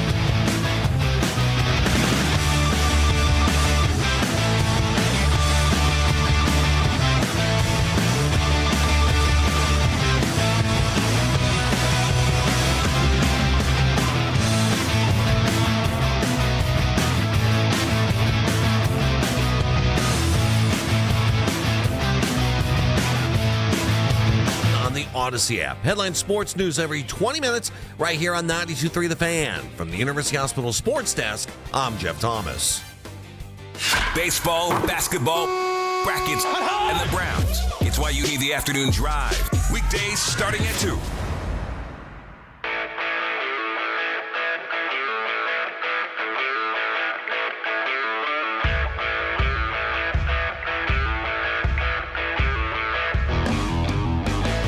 .20 this morning. Daniel Yafusi is going to join us. He was at the OSU, almost said spring game, pro day. Andrew Berry was not. I want to know where he was because I don't want to go ripping him like crazy if there was like an emergency or something like that. Like, he wasn't at Alabama, so I don't know where he was at. So if I don't have all the information, guys, I can't go saying, you're lazy, you're not doing your job. I don't know yet. When I know, well, I'll save that. But it was a place where if you could make it, you should go. Because you got to keep up appearances. It's right down the street. You are Ohio State's a bigger football entity than the Browns in the state of Ohio, correct? I mean, because you split the state and really you quarter off the state or a third of the way state because there are Steelers fans in this state. But you got the Bengals and the Steelers. But there's a lot of Bengals and Steelers fans and Browns fans are all Ohio State fans. So you're basically the second biggest football entity in the state. You go to see the biggest football entity in the state that's a feeder program for your football, for your team, and it just makes your fans feel better. It just makes your fans feel better. Even if you go there and you don't pay attention and you pretend to hit the stopwatch. Guys, he could go there and play Candy Crush the whole time, looking at his phone. As long as he's there and he looks like he's kind of sort of interested, it's just going to make your fan base feel better. Sending the assistant GMs, like I got a lot of respect for Glenn and for Cat Hickman, but you're not the GM. If the GM's there, it makes the fan base feel better because they don't trust you. They trust Ohio State. They watch Ohio State on Saturdays because that's the team that wins every single year. That's the team that makes them feel better. The Browns, a lot of it is tradition. And they want the Browns to win, but they know Ohio State's going to win because they have the best players. And you've taken Ohio State players recently. I know that there was that time it almost seemed like they were against them. Even though huge gap. Well, they'll always be the first ones to tell you, like, hey, we've taken more Ohio State players than anybody. It's like, yeah, the draft's been around since 1936. They're right down the road. Let's not be silly about this. But it did seem like they were against taking Ohio State players. You've taken some guys. They've really worked out for you. It would just make your fan base feel better if you could make it to be there. But I don't know why he wasn't there. And I don't know why he wasn't at Alabama's pro day. They need to put out an official statement. Well, I mean, it's his personal business. I assume he had a good reason, but because of that, call me whatever you want to call me. I'm not going to go ripping on him just yet. I think that's kind of the way a lot of media guys felt yesterday. It's like, well, why isn't he there? Is it a big deal? Is it not a big deal? I kept hearing that, and I go, it's a big deal that he's not there because it makes your fan base feel better. I also think, aside from that component of it, also the observational stuff. I do think any intel you can get, because, I know we talked to Kalen DeBoer yesterday, and there is a little bit of not lying necessarily because they'll lose credibility fast, and we asked him about that. But, they're going to tell you what you want to hear. But also beyond that, watch how a player handles that day, because that day is a weird day. Think about Johnny Manziel's pro day. I mean, a former president of the United States came in on a wheelchair and watched him do one of the. It was an event. Honestly, I thought he was in the golf cart. A golf cart, was it? I thought he was sitting in the golf cart. They could have made. It was honestly a made-for-TV. They could have sold the rights to it. I think you're thinking of another sports movie. That's honestly what that looked like, the Manziel experience. And look, they're not all like that, but I kind of want to observe. How is he dealing with that whole ruckus? That is when, because you and I both know a major figurehead for one program that's ran pro days for a long time, but there's also plenty of other guys that you and I know. That's when the guard's not up. That's when you kind of sit down and they will tell you exactly what they think of that guy. There are those times. They are not talking to radio show hosts, and the ones that know how to build them, they're worth their weight in gold. That's why some of these guys who are more well thought of in NFL circles, who are college coaches, guys who have gotten looks in the NFL, that's why they seem to rise up so fast, because they know what they're looking at and they can tell them the truth. And so if you're at a pro day, you can go down there and it's like, hey, we have this conversation. and you could have it about guys who are currently working out at Pro Day, currently getting ready for the draft. And you could have a conversation about somebody else. Like, I know DeVere Posey was on the station yesterday. He got everybody in a snit over what he was saying over Julian Sayin, because there are people who really like Julian Sayin. There's people who think that Julian Sayin is completely overrated because he's an Ohio State player. And when DeVere Posey comes on and says he's better than Fernando Mendoza and the rest of them, well, that's DeVere Posey. He's an Ohio State guy. So when you hear this from DeVere Posey, do you agree with the sentiment that Julian Sayin is a higher-rated, better NFL prospect as of right now than even Arch Manning and Dante Moore is? Yeah, I do. I really do. I think we're really lucky to have a Julian Sayin just because I think he's in the savant category, just a natural thrower. He's not physically crazy on the eyes. He'll pass the height test. He's taller than you think he is. He's about 6'2", 6'3". And but the throwing motion, guys, I went to the Minnesota game and I was sitting in the closed end of the shoe, and Carnell had a early deep ball, and I'm talking it was downset hut, and the thing came out. The ball just came out. I saw the ball first, and I was like, "Where's he going?" Oh my God! And then Carnell Tate just runs under it, and it sounded like butter. It was just so soft, and it's like, wow, that timing, that accuracy, just ball placement. As a young guy, just like he hasn't even really entered, beast mode yet. Like I don't even think, like he doesn't even celebrate, so he's not even at that comfortable place yet. I would take Julian Sayin every day over those guys, right? He already has the skills and traits to be a pro quarterback, and to me, he's a mix of Drew Brees and Baker Mayfield a little bit, just right in that category. So I definitely think he's a great pro prospect. So he said that, and a lot of people, when they hear that, they roll their eyes. That's a former Buckeye saying it, but he's a hell of a salesman. And maybe Julian Sayin will play really, really well this year, and maybe he'll end up being right about all that stuff. But a lot of people go, whoa, easy. Well, you're going to go down to a pro day. You're going to get the straight dope from the guys who are coaching going, this is what he's doing now, this is where he needs to be in the future, and whether or not they think he can get there. And whether or not they think he is. I mean, there's been pro days where guys go and they go, if you think this guy is fixing what you're doing, you are crazy. They will tell you the absolute truth. And then they'll talk to radio show hosts and go, oh, yeah, he'll change your entire franchise around. Yeah, he'll do that. Because they're not stupid. They're usually smart in that sense. Speaking of smart, and speaking of Andrew Berry moved some things around yesterday when it came to Myles Garrett's contract. Now everybody's in a hubbub thinking Myles Garrett could end up being traded. A lot of people are trying to put 2 and 2, and really, when it comes down to the rule changes that they're trying to get put through, maybe 5 and 5 together because there was some movement of the cap. Do we want to get Daryl in here? Now, this is about as succinct as it can get. He can tell it better than me. Here's what the Browns did with Myles Garrett's contract yesterday. What that does, though, is it gives the Browns some flexibility. We see them do this with players all the time. Like, for instance, Denzel Ward, right? They converted part of his contract into a bonus and then go and convert his salary in late August, early September into another bonus, and that opens up salary cap space. So what this does is this gives the Browns another runway, a longer runway to do that with Myles. It's similar to with like Deshaun's contract and how they just convert his salary into a bonus to lower his cap figure.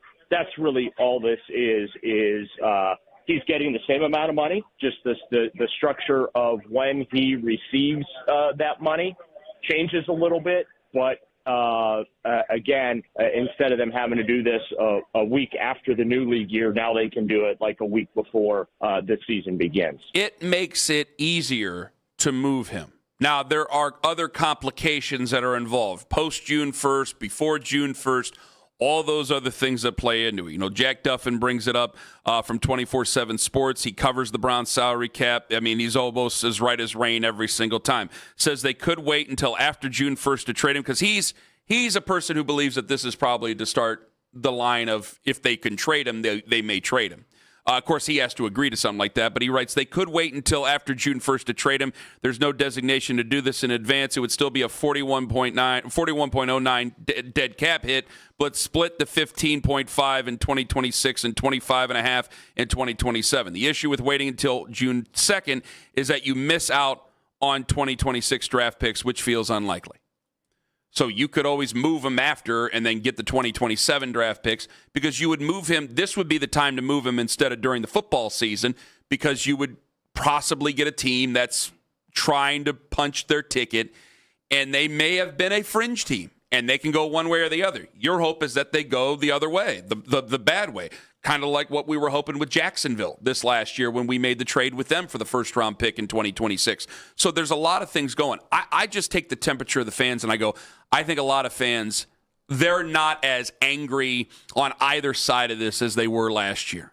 Now, it was very emotional last year. You saw them on the internet. You saw them on TV. You saw them on radio, heard them on radio talking about wanting to trade. That's going to get people worked up one way or the other. This time, I think it's more, well, we saw him set the record. He's only going to be breaking his own record now if he goes for it. And I think a lot of folks are going, they only think they're going to win a handful of games. If they only think they're going to win a handful of games and we're only growing or we're dying, we're just wasting his talent here. It's not something they celebrate. I think it's something that Browns fans accept, Anthony. Well, the fact that he's only gotten a chance to play in 3 playoff games, he's got 1 sack in the postseason, and yet when you turn on the TV, you hear about all these great pass rushers in the postseason. And it's not that Miles needs that for his legacy, but it would be a tremendous boost if he wants to go down in history as like the best to ever do it.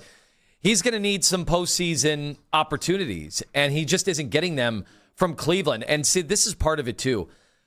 I do think they're almost, at some point, it becomes irresponsible to not trade him. Because the Browns are right now, again, when we look at this season, it's been 2 bad years already. It's been most of Miles' career that they've been bad.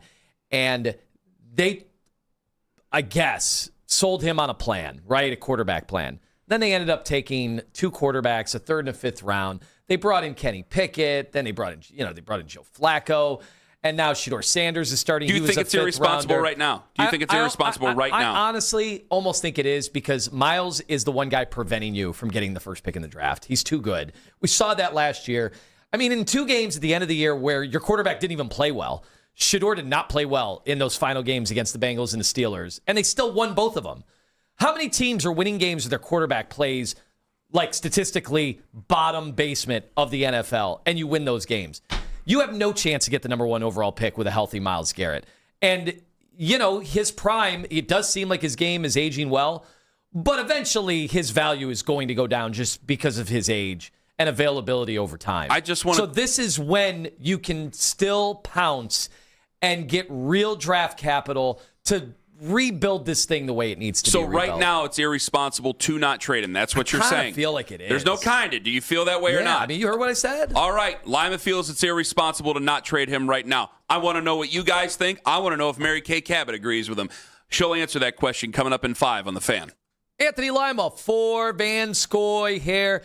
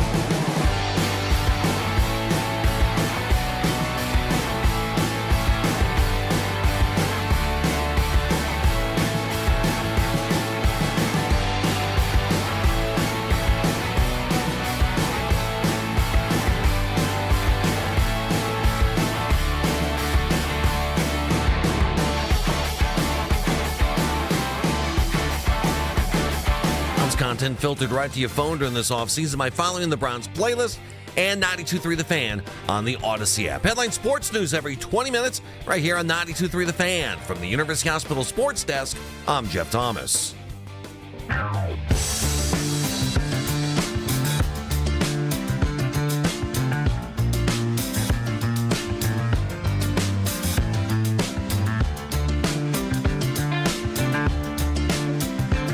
Let's go right to it. Let's go to the Make It Right Call Kyle Right hotline. Mary Kay Cabot joins us right now. Cleveland Plain Dealer, Cleveland.com. Mary Kay, how the hell are you?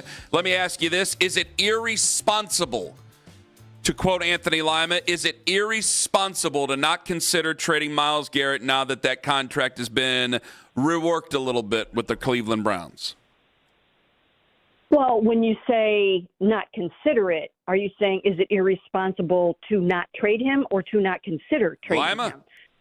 Answer. Yeah, I think over the course of the show, I didn't come to the show with this opinion, but the more Ken pressed me on it, I realized what I was saying, which was as long as Myles Garrett is healthy and playing for the Browns, they have no shot to get the first or second pick in the draft that I think they're going to want the first or second pick. He's too good. I watched the end of the season last year, and his presence on the field, he didn't even do anything in the Pittsburgh game just by sheer enormity of him showing up to the stadium. They won that game. Like, how many players on that side of the ball in the last 30 years have that profound impact on a game? And as long as he's on the Browns, it's going to prevent them from getting the quarterback. I don't know if you can say that with any degree of certainty that it's going to prevent them from getting the quarterback. Certainly other teams have found a way to get a quarterback and to be successful without having to use the number one pick on the quarterback or the number two pick or whatever the case may be. I mean, there are plenty of teams that you can cite that have fixed their quarterback situation without having to do that. So I don't, as it stands right now, I don't think, and I wrote this last night, I know they don't have any plans to trade him right now. I know that they don't. Now, can that change? I suppose anything can change. Pretty much everyone has a price. But the modifications that they made Tuesday were not with the intent to trade him. So that's where it stands right now. And I don't think that not trading him prevents you from fixing your quarterback situation. Well, the reason I say it is because obviously the Browns have tried everything. They've tried every which way to get the quarterback, whether drafting them at the top of the draft, whether taking them at 22, whether trading for one, whether throwing all sorts of darts at the board, 3rd round pick, 5th round pick, Kenny Pickett in, Joe Flacco in. Like, they've obviously tried every which way to do it, and they've been unable to do it. They didn't want Malik Willis, or who knows, maybe he didn't want them. They weren't going to get in the Kyler Murray situation. So I'm just sitting there saying their next best path, other than, hey, Shedeur ends up being way better than he played this year. And, that's a reason to stay out of this incredible, prosperous first round that we keep hearing about when it comes to quarterbacks. Their only other option is to be bad if they want their pick at quarterback. Other than that, it's just stumbling into a solution. Well, I think that they have way more pieces on this roster right now than people think that they do. And I don't think they're as far away as some people think they are. I mean, they won 5 games last year. I think they can get into the 7, 8, 9 victory range this year if they can get some good quarterback play. I felt that they could do that last year if they could get some good quarterback play. But I don't think that you have to trade Myles Garrett to get good quarterback play. I don't think you have to do that. Now, these revisions and these tweaks do make it easier to trade him if it comes to that. But I don't necessarily see that happening this offseason. Maybe it's something that you revisit next offseason. And, of course, he has a no-trade clause, too. So that's also a factor and a big one. But I do think that there is a world in which you can solve your quarterback issue without having to go to that length. Mary Kay Cabot joining us on the Make It Right Call Kyle Right hotline. Final question from me about the Myles situation. What would your asking price start with? 3 first-round picks. I mean, if you're going to get 2 for Max Crosby, you have to at least get 3 for Myles Garrett. I mean, that's where you would want to land. Maybe you would ask for more than that, but I don't think you give him up for anything less than 3. All right, Mary Kay Cabot joining us here on the show. We had Kalen DeBoer on yesterday. Didn't do a great job of selling Ty Simpson. He was honest. I give him credit for being a pretty honest fella. Is he in any consideration right now for the Cleveland Browns, or has that almost been spiked? Well, I think you have to see where he goes in the draft or where his market is in the draft. If he starts to fall, I think maybe it starts to make sense a little bit later. And I don't think anybody can predict that accurately right at this moment. I know what Dan Orlovsky's saying, and I know what some other people are saying about him, that he's better than Fernando Mendoza. I don't know if that's true. I don't know how many teams feel about that, but I just don't know that they would take him at number 6 overall. I think that if he starts to get into a range where they feel more comfortable with him there, that maybe then they would do it there. And I think they are continuing to do their work on it. But right at this moment, I don't really see them taking him at number 6, and I think he would be by 24. At number 6, I think a lot of Browns fans would be thrilled to take the Ohio State wide receiver available in this draft, Carnell Tate. They had the pro day yesterday. Mary Kay, how do you feel about Carnell Tate? And second parter of this question, because I know you're capable of handling it, Mary Kay, unlike some other people we have on from time to time. Your feelings on Andrew Berry not attending the Ohio State pro day? Well, they have a different approach this year, and I'm not exactly sure what the thinking is behind some of it, but I am eager to ask about it. We have the owners' meetings coming up, so I'm leaving Saturday for Phoenix, and on Sunday we have a small group session with Andrew Berry. On Monday we have a small group session with the Haslams, and then on Tuesday we have the AFC Coaches Breakfast where we'll sit down with Todd Monken for about a half an hour. So I think we'll have a better idea of what their thinking is with not attending some of these pro days. They also didn't go to Ty Simpson's pro day yesterday. They sent Glenn Cook and Catherine Hickman, the 2 assistant GMs, to Ohio State yesterday. And I know they've had some of the guys in. They had Carnell Tate into Berea, and I'm sure they're going to have others of those Ohio State guys in. So they have a method to their madness here. I'm not exactly sure what it is yet.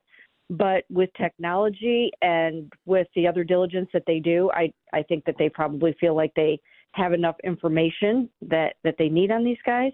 And then as far as Carnell Tate at number 6 overall, I would be perfectly fine with that. I'm a big receiver person. I think that it's a premium position, and I think they are game changers. And this is a football team that needs to score points. They need to get in the red zone. They need to get in the end zone. They need touchdowns. And if someone can help you do that to a great degree, I'm all for it. Mary Kay Cabot with us on the show. What is the % chance that Shedeur Sanders starts this season, week 1, as the quarterback of the Browns? You know, right now I would probably put it at, I guess I would put it at 60%. Because if I look at... Whoa! Not bad! We had a guest on twice as high as Albert Breer. Yeah, I was going to name names, but he'll go ahead and name names. Twice as high as Albert Breer goes Mary Kay Cabot. Now that we're done getting all excited, tell me why after we cut you off. Sorry about that.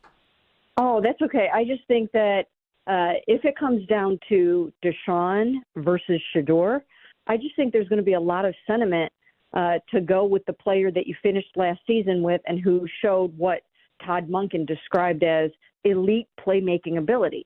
And in the event that you throw him out there and for some reason it doesn't work out the way that you hoped, then you could always turn it over to Deshaun. But I think with the way, there are extenuating circumstances. With the way fans feel about Shedeur and the way fans feel about Deshaun, it might make more sense to see what Shedeur can do.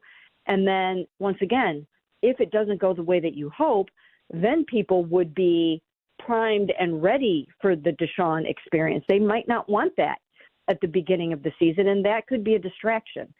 So I just think there's going to be some sentiment to see what Shedeur can do with an upgraded supporting cast, with a better offense around him, with play calling designed for him, with reps throughout the whole entire offseason and preseason with the starters. And I know Todd Monken likes him, and he's excited to work with him.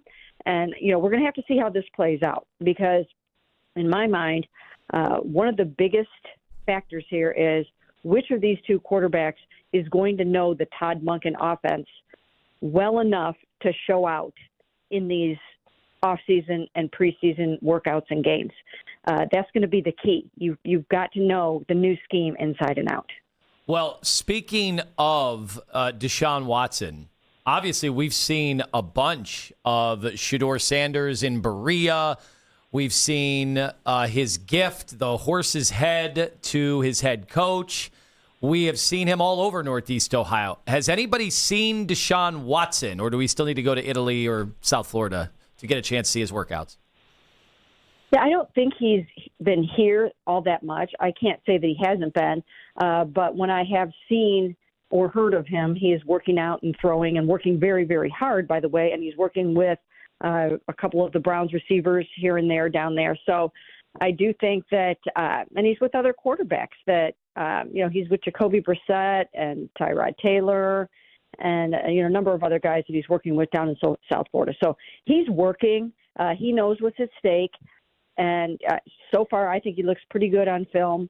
And once again, it's just going to be a matter of who puts it all together and can impress the new coach the most. Mary Kay Cabot joining us on the show. Do you think that this rule proposition that they've made with trading into 5 years into the future, do you think it will pass this year?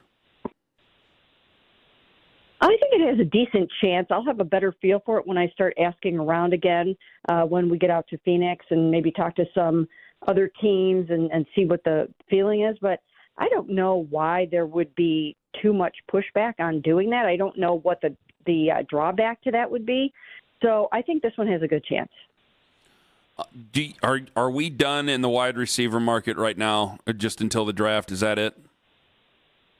I think so. I think that they're ready to take a receiver or two. I think they should take two premier caliber pass catchers in this draft. Once again, I'm a weapons person. I definitely think that you have to have a lot of good ones. I think when you watch the playoffs, I think that's borne out in those games. And I think that they need to add a couple of more pieces in that space.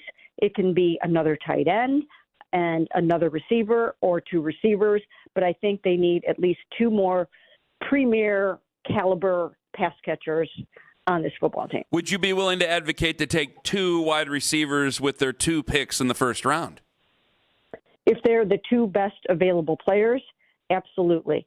If you think that you can also, accomplish your goals at the other positions, but once again, they don't draft for need. In a tiebreaker situation, yes, but they're going into this draft feeling like they can field an offensive line that can function very well. And so if they decided that the two best players were receivers, they would take those two players there. Now, chances are there would be a tiebreaker situation at one of those picks, 24, something like that, and then maybe you would end up with a different position. But I wouldn't put anything past Andrew Berry, including taking a defensive player at number 6. Mary Kay, we're running out of time. Would you like to play a game? That's a yes. Sure. Here's what we'll do. When you hear the proper amount of NFL football games that should be in a given schedule for a team, you say stop. Okay, are you ready? Sure. 14 games. 15 games. Oh, stop. We're done. The game's over. 14 games scheduled. Mary Kay, they're talking about 18 games. Is it too much? Is it too much greed? What do we do? And I didn't say stop, by the way. Keep it going. Stop. Don't answer the question. 15 games. Answer. I didn't hear anything. Here we go. Did you? 16 games.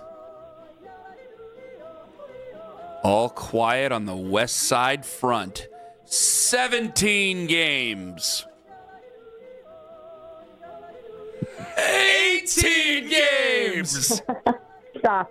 I'm fine with the 18-game schedule. I like an even number. It's headed this way. I've been mentally prepared for it for a while. It's going to happen. I mean, we're going to be going all over the world. One of these days, we're going to be traveling to Australia for a game. I mean, other teams already are.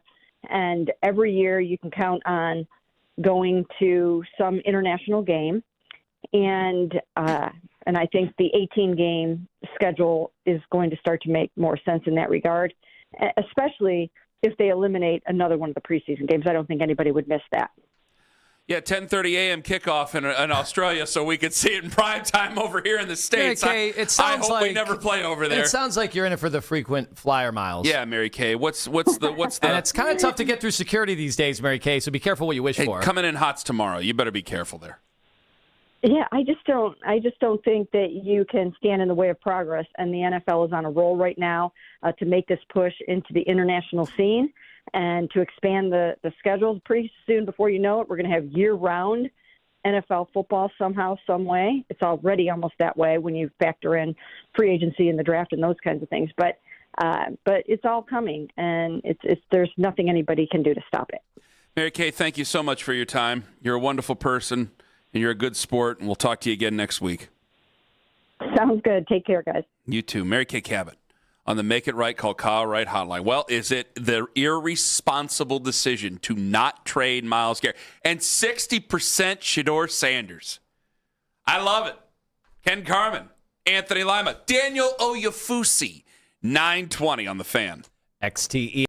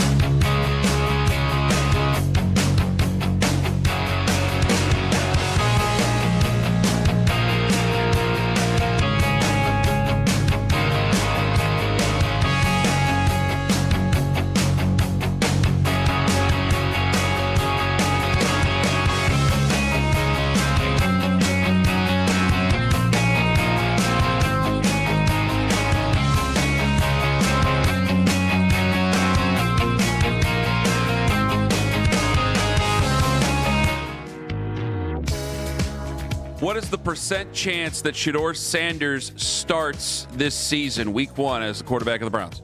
Right now I would probably put it at, 60%. Because if I look at... Not bad. We had a guest on twice as high as Albert Breer. Yeah, I was going to name names, but he'll go ahead and name names. Twice as high as Albert Breer goes Mary Kay Cabot. Doing the fade-out thing again.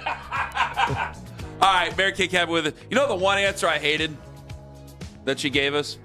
The 18-game schedule thing. She's like, I mentally prepared for it. I go, come on, that's not a reason to want it. I hate it. Mary Kay wants to see the world. She wants to see Australia. She wants to go because she knows she's going to get to go. Would you go if it was taken care of? I ain't going to Australia. No. Owen, Australia? Are you in? Yeah. No. Yeah. Nah. You get to see the Wiggles. I need to go up close and personal. I'll just do other things. I'll go to Outback Steakhouse. That's as close as I need to get. Could be a good bet. You going all the way over there just to go. I'm going.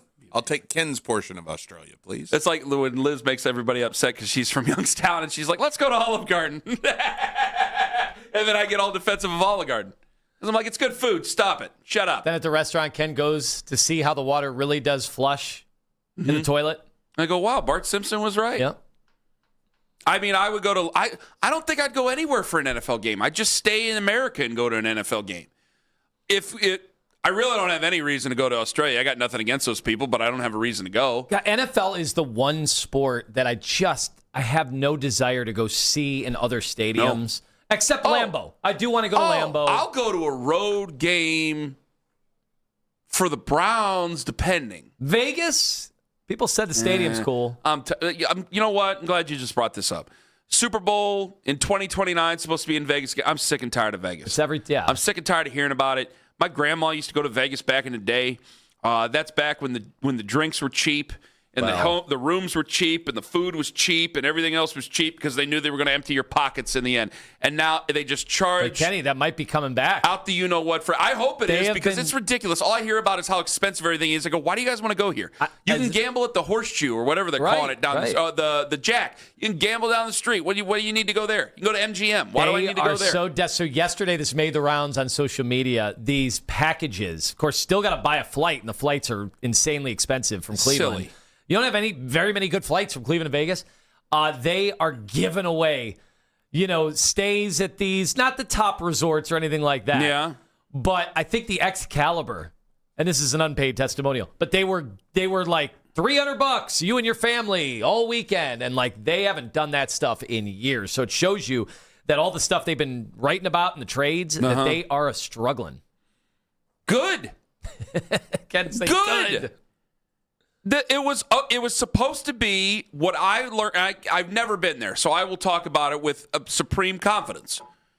Is that it's supposed to be America's playground, adult playground? Well, then make it the adult playground. I know you know why people are there. You know you're going to empty their pockets while they're gambling. Make everything at least a value. We're looking for value in 2026, are we not? No, you got to squeeze everything out of everybody. It's ridiculous. And I told you took the Raiders.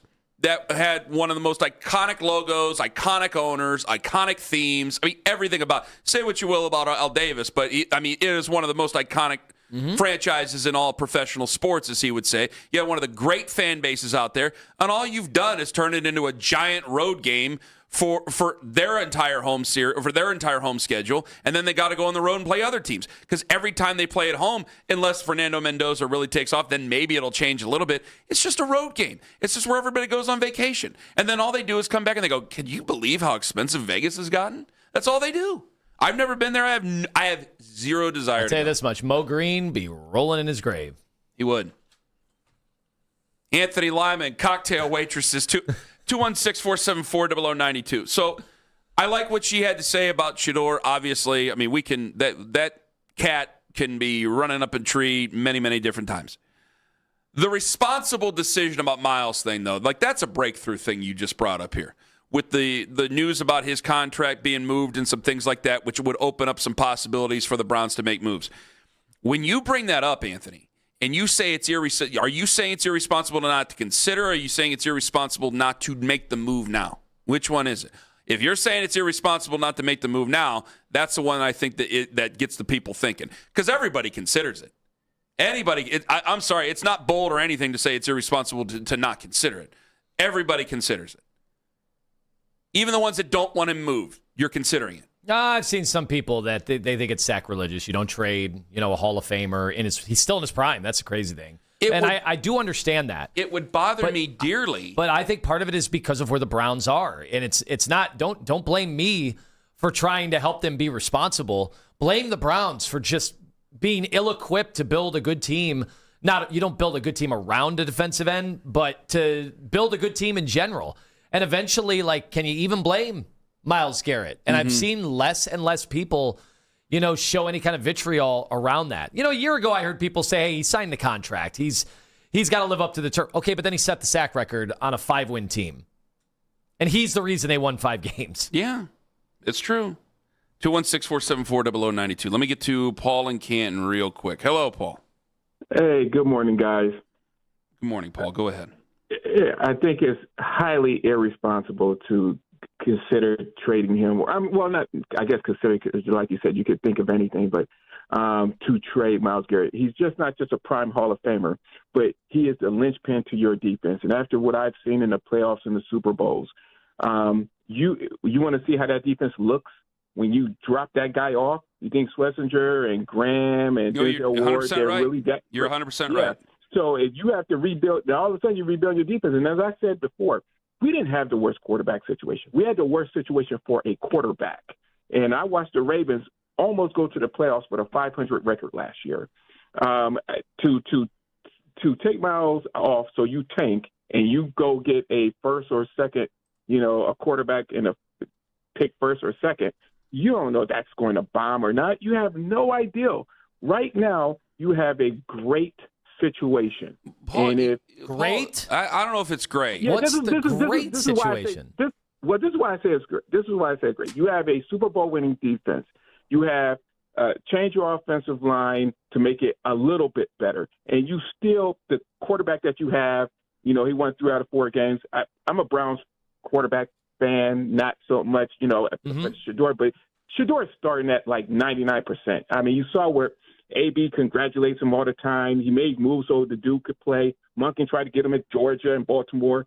The locker room likes him. He's all over their social media. I mean, if you're celibate and your wife is pregnant, she's probably cheating on you guys. Read the tea leaves. It's just, he's starting, So you have this situation in a division where there's issues with each team, big issues. I agree. Rather if it's Cincinnati, it's Pittsburgh. There's big issues. The Browns have a situation where it could set up if they get decent quarterback play, but that also stands with not having the last place offensive line, last place wide receivers, and a running game. Paul, thank you very much for the call. Listen, he made as much sense as you're going to make in trying to argue that the Browns are and funny thing is, I've said I don't think the Browns are as far away as some of the naysayers. I also think that's some optimism there for the quarterback room currently, and right. I don't know that everybody shares that optimism. I'll address Paul's call. I'll get to some of you guys as well. 216-474-0092. Also, Daniel Yafusi is going to join us at 9:20, and we got to play this clip again coming up in the next hour, guys, because you are getting mixed messages day after day from Kenny Atkinson, and I think it's starting to drive some Cavs fans crazy. Ken Carman, Anthony Lima, if you're on your way to work, take us with you to work on the absolutely positively free Odyssey app, and watch us for free on YouTube Live, 92.3 The Fan. Peter and Company Jewelers. We have the Rock the Ring event going on this weekend. Get on over.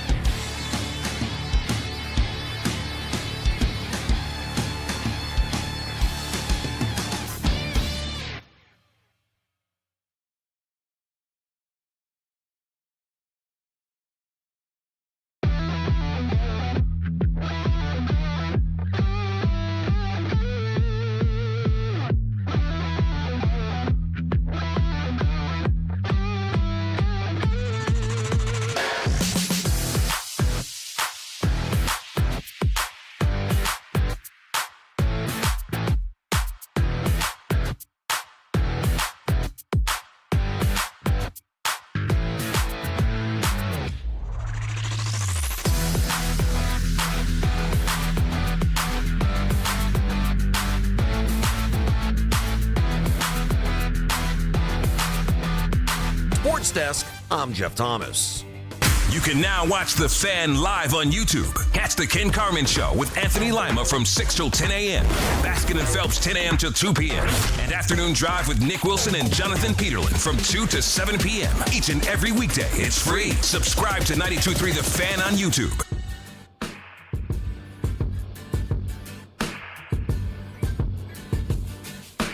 This is going to be a tough offseason because, guys, I'd love to say the Browns are closer than what a lot of people think. But when you have almost a completely retooled offensive line, I got to see how they move in at least OTAs before I start giving bigger win totals and things like that.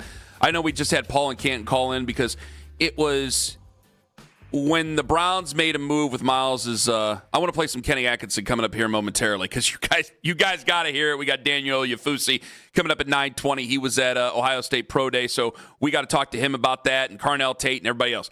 But when the Browns make that move with Myles Garrett's contract moving, and it makes it more likely that they could trade him if they wanted to, you brought up the responsibility of trading him, whether it's right, wrong, whatever.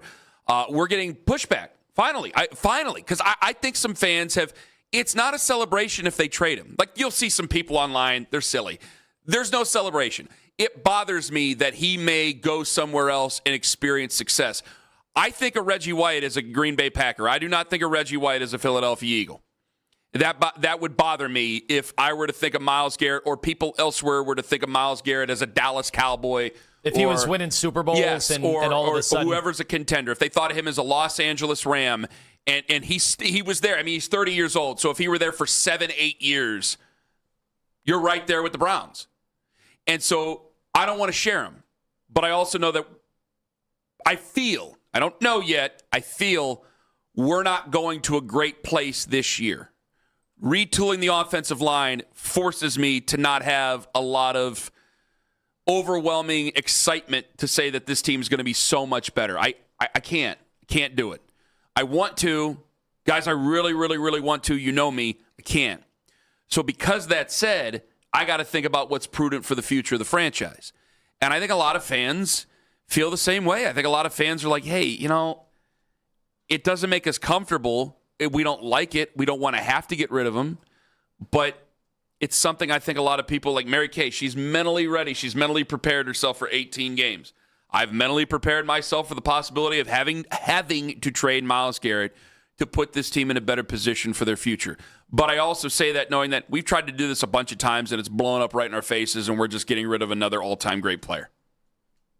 That possibility certainly resonates with me. So this isn't just, to me, you can speak for yourself here after I say this. If you don't want the guy traded, you ain't no dummy. You ain't just being emotional about it. You know this franchise inside and out. You know this franchise has made decisions thinking things are going to be better in 5 years, 3 years, 2 years, and it's ended up killing them for a generation. So you ain't dumb by being emotional saying, that's ridiculous to want to get rid of him. Go ahead, Tom. It's tough. It's tough. You never want to go on and advocate. It's not like I started the show today pounding the table. The Browns have to trade Myles Garrett. I'm just trying to be as reasonable and think about this from the most responsible way of doing things and being practical and seeing that they've had this amazing pass rusher. They've had some of the best defenses I think we've had in our lifetimes for the Cleveland Browns.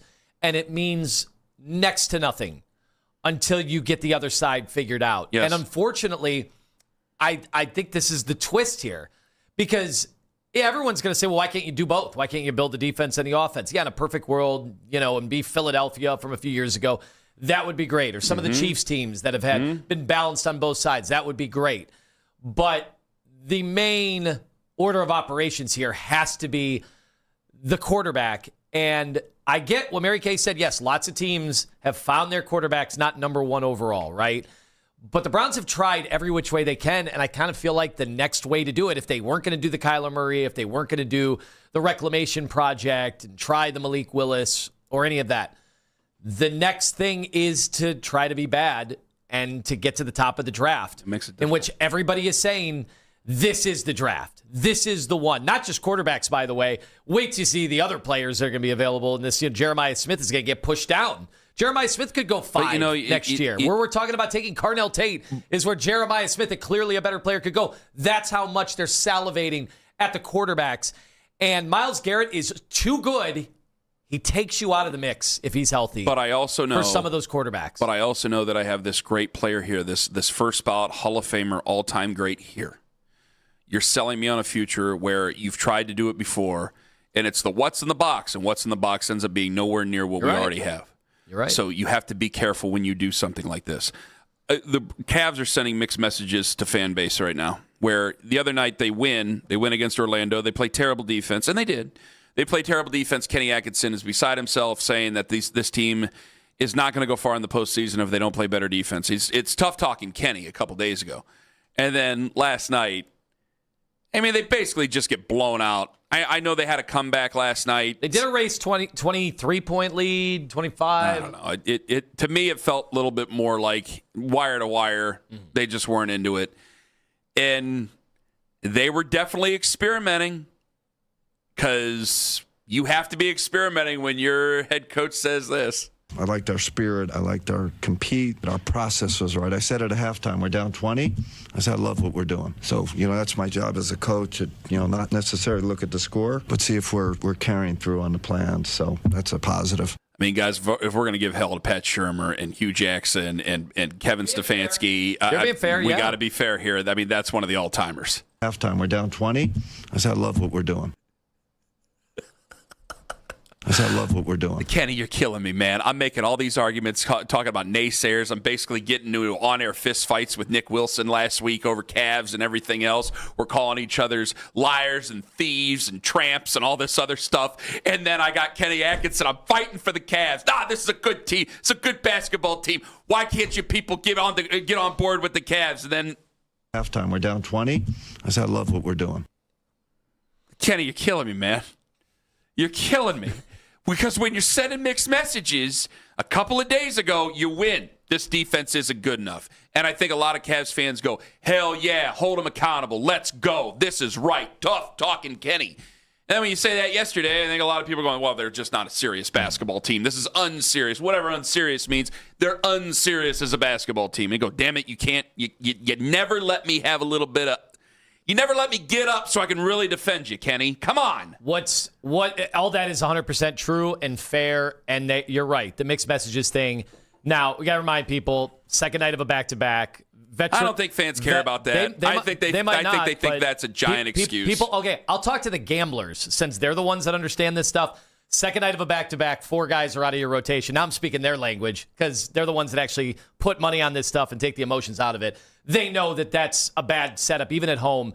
That's not a great setup for a team. And then you lose Dean Wade before the game, running into a ball boy and hurt an ankle that he's already had problems with. It's like, what else can be thrown at this team?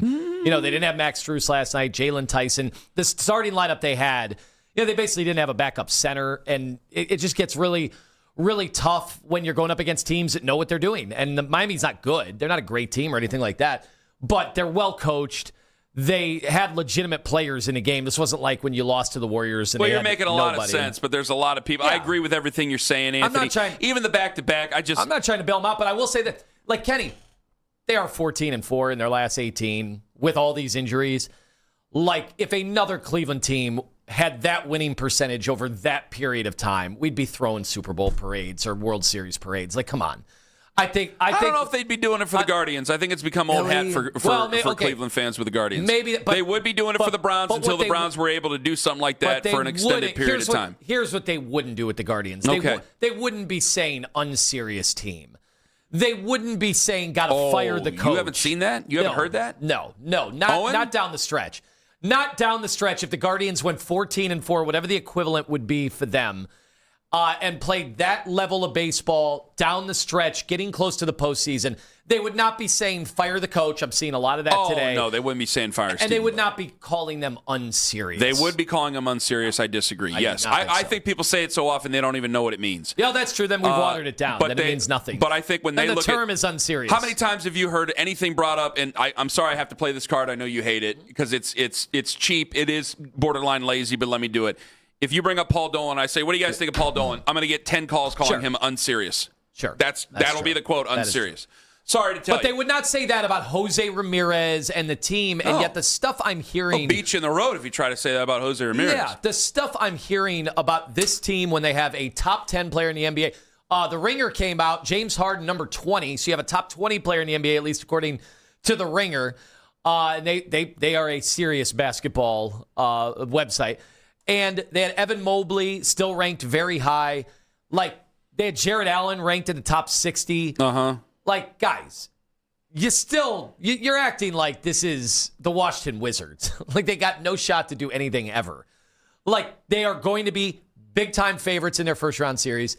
If they get matched up with Detroit in the second round, they're going to be favorites. That's not an unserious team. A team that's going to be favored in 2 of their series to finish in the Final Four of their respective league, right? Yeah. Which is what you'd be in the Eastern Conference. You'd be in the Final Four. You don't call teams like that unserious. But what I'm pointing out I think it's just out of vocabulary, and you're just mad that they're not the Oklahoma City Thunder. I agree with you, but that's part of it. And I have to tell you, when I have a head coach say what he said the other day, I think that's going to be agreeable to a lot of fans. And I think when a head coach says what he said last night, where he loved their spirit and everything was going great when they were down by 20 at halftime, that's going to rub people the wrong way, because it's exactly what Owen was saying at the beginning of the year. You said that Donovan Mitchell, Owen used Donovan Mitchell's own words against him, said 82-0 and no one's going to care. And I think a lot of people are just checking in with the Cavs for the first time here over these last few weeks. I think that's what's going on. And what they hear, and you've seen they 14 consider and it 4. to be, yes, but what they hear, they consider it to be more of the same, because who are the losses to? Okay, you lost to the Heat, bad. They're not very good, but they're not very bad. You lost to Dallas, which was almost unforgivable. Then you lost to Boston in one of those games. You lose to Boston. Boston's a team that you're supposed to be able to beat in the Eastern Conference. They're thirsting for something that's going to get them ready for the postseason or excited about the postseason. I'm sorry, you lost to the wrong teams. You lost to a really bad basketball team. You had the back-to-back. No one wants to hear the excuse of back-to-back. But that's what I mean. This is why, and I'm sorry for bringing up Nick, but you've said it, so I got to say it. This is where... Go ahead and say it. But you just rolled off all those games and then docked them for not winning, but nobody gave them credit for winning in Denver. Nobody gave them credit for winning. I did. But against the New York Knicks, nobody cared when they beat the Knicks. Like, that's what I mean. We're just being hypocrites. We're not being fair. John did. Pretty good blunt rotation if you think about it. Coming up, Daniel Oyefusi is going to join us on the show. We'll talk Ohio State Pro Day with him. Yeah, I'm just explaining how I think they feel. I agree with you, but when it comes to the Cavs, I think a lot of people are down. And when Kenny says that, it's not going to make the situation even better, even though it's one of the all-time funny clips that we've ever had here throughout this year about the Cleveland Cavaliers. Carnell Tate, is he a lock at 6? Daniel Oyefusi, that's the first question out of the box to him, coming up in 5 on The Fan. A lifetime.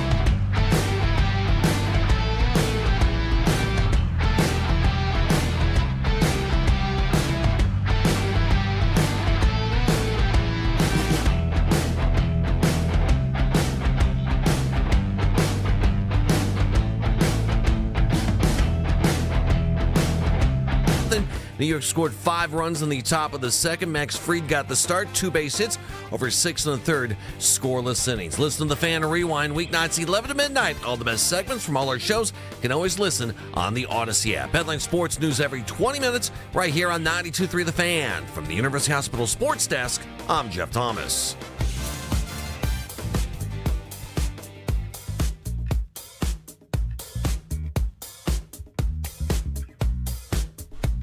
Ohio State Pro Day yesterday. Andrew Berry was not there. I don't know where he was. And if I don't know where he was, I can't go full rip. Can't do it yet. If I find out, maybe we'll do it. Okay? That makes sense? If you can make it, though, you should make it because it makes your fan base feel better. They don't necessarily trust you. You know who was there at Ohio State's Pro Day, Tone? Who's that? Daniel Oyefusi. He joins us right now from ESPN on the Make It Right Call Kyle Right hotline. Daniel, good morning. Good morning. How y'all doing? I'm doing well. Should I just hand in the card and take Carnell Tate right now at number 6 if he's there? I wouldn't do that just yet. Obviously, I was out there in Columbus, got a chance to, see him in person for the first time. And, he looked as advertised. It's just routes on the air and whatnot. But he looked like the scouting report says, really smooth and athletic. Just a guy that, that Ryan Day said is going to be able to step in from day one and contribute. But I still think there's a lot of factors at play. Obviously, they're looking at wide receivers. They're looking at tackles. I think that the real interesting, just kind of dynamic for the Browns is there's no question that not only are the best players, but the true blue chip prospects outside of the running back Jeremiah Love in this draft, they're all on the defensive side of the ball. The Browns are sitting in a position at 6 where those players on defense are really in a tier, I think, above, the offensive players that need the players that need on offense.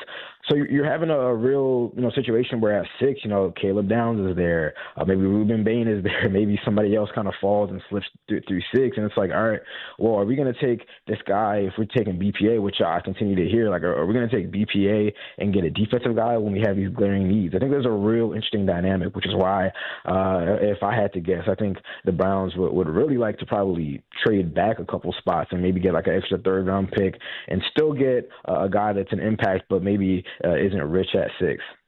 Obviously, a lot of chatter around, what you're supposed to do in a draft like this, where it seems like the premium elite prospects, the premium positions don't necessarily exist. In the past, it's always been, hey, you got to grab your tackle early because they're not going to make it, to the 2nd round, or in this case, where the Browns are picking later in the 1st round. But the receivers are always there. There's always really good receivers. There's more and more receivers taken early, in the first 3 rounds than ever before. So with that said, why might this year be different? Why might they not opt to go with a left tackle early? Well, honestly, I think that's probably the conventional wisdom. I think it's a lot. You just look at the top left tackles in the NFL. They're drafted in the top 10. They're drafted at the top of the draft. Obviously, you find some really, really good wide receivers early in the draft too. But I think that you have a larger hit percentage, a larger hit rate on wide receivers, even as you go out of the top of the 1st round and even into the 2nd and maybe the 3rd round. Really good left tackles are not typically available where the Browns are selecting, with their 2nd first-round pick at 24. They're just not. They're usually scooped up by then, which is why I kind of lend to the point of the line of thinking that if Monroe Freeling, the left tackle from Georgia, is close, if it's close, I'd probably just take him there at 6 and be done with it. But if you have some real questions, I don't think you forced to pick. If he's your if he's your 2nd rated tackle, top left tackle, and there's going to be some growing pains, but you think the ceiling is there, I'd rather take the left tackle and fortify the trenches and take my chances on getting a productive wide receiver at 24 or 39 because, history just suggests and tells you that you can get you can get a Pro Bowl wide receiver, late in the 1st round, even in the 2nd round, but you're usually not getting those 10-year Pro Bowl All-Pro left tackles outside of the 1st round. You take Monroe Freeling at 6, huh? I mean, it depends on the board. Like, I don't know. It's always interesting. This time of the year, there's always like a couple of guys who just kind of start shooting up the draft boards, and then you start questioning, like, we start wondering, okay, well, is this in a case of the media and the public just not really being privy to this player, or is this kind of just like a manufactured thing? I trust my colleagues at ESPN that do this thing for a living, and he's been kind of floating around there. Like, Monroe Fielding's been kind of floating around there as like a top 30-ish prospect, but the question is, like, do you take him at 6? That's why I'm saying, like, if I think there's real conversations, and they're going to have it over the next couple of weeks, like, can we trade back to like 10 or 12 and then take Freeling at 12 and then get an extra third-round pick that, we saw they hit on Harold Fannin last year? That's another legitimate starter. I think, like, those are the types of conversations that are being had, and I think are going to be had. Man, they could get another Dylan Gabriel in the third round. That would be incredible. So what's your problem? What the hell is your problem? I'm just having some fun. So the Ohio State guys, by the way, I wanted to ask you, since you were there, I've seen some, like, this is so weird to me that people are taking still images of Arvell Reese, and they're like, nope, can't rush the passer like that. Who did themselves, favors in yesterday's pro day, and who hurt themselves? I mean, I don't want to say anybody hurt themselves, because honestly, I don't think the pro day really matters that much. We have multiple years of film.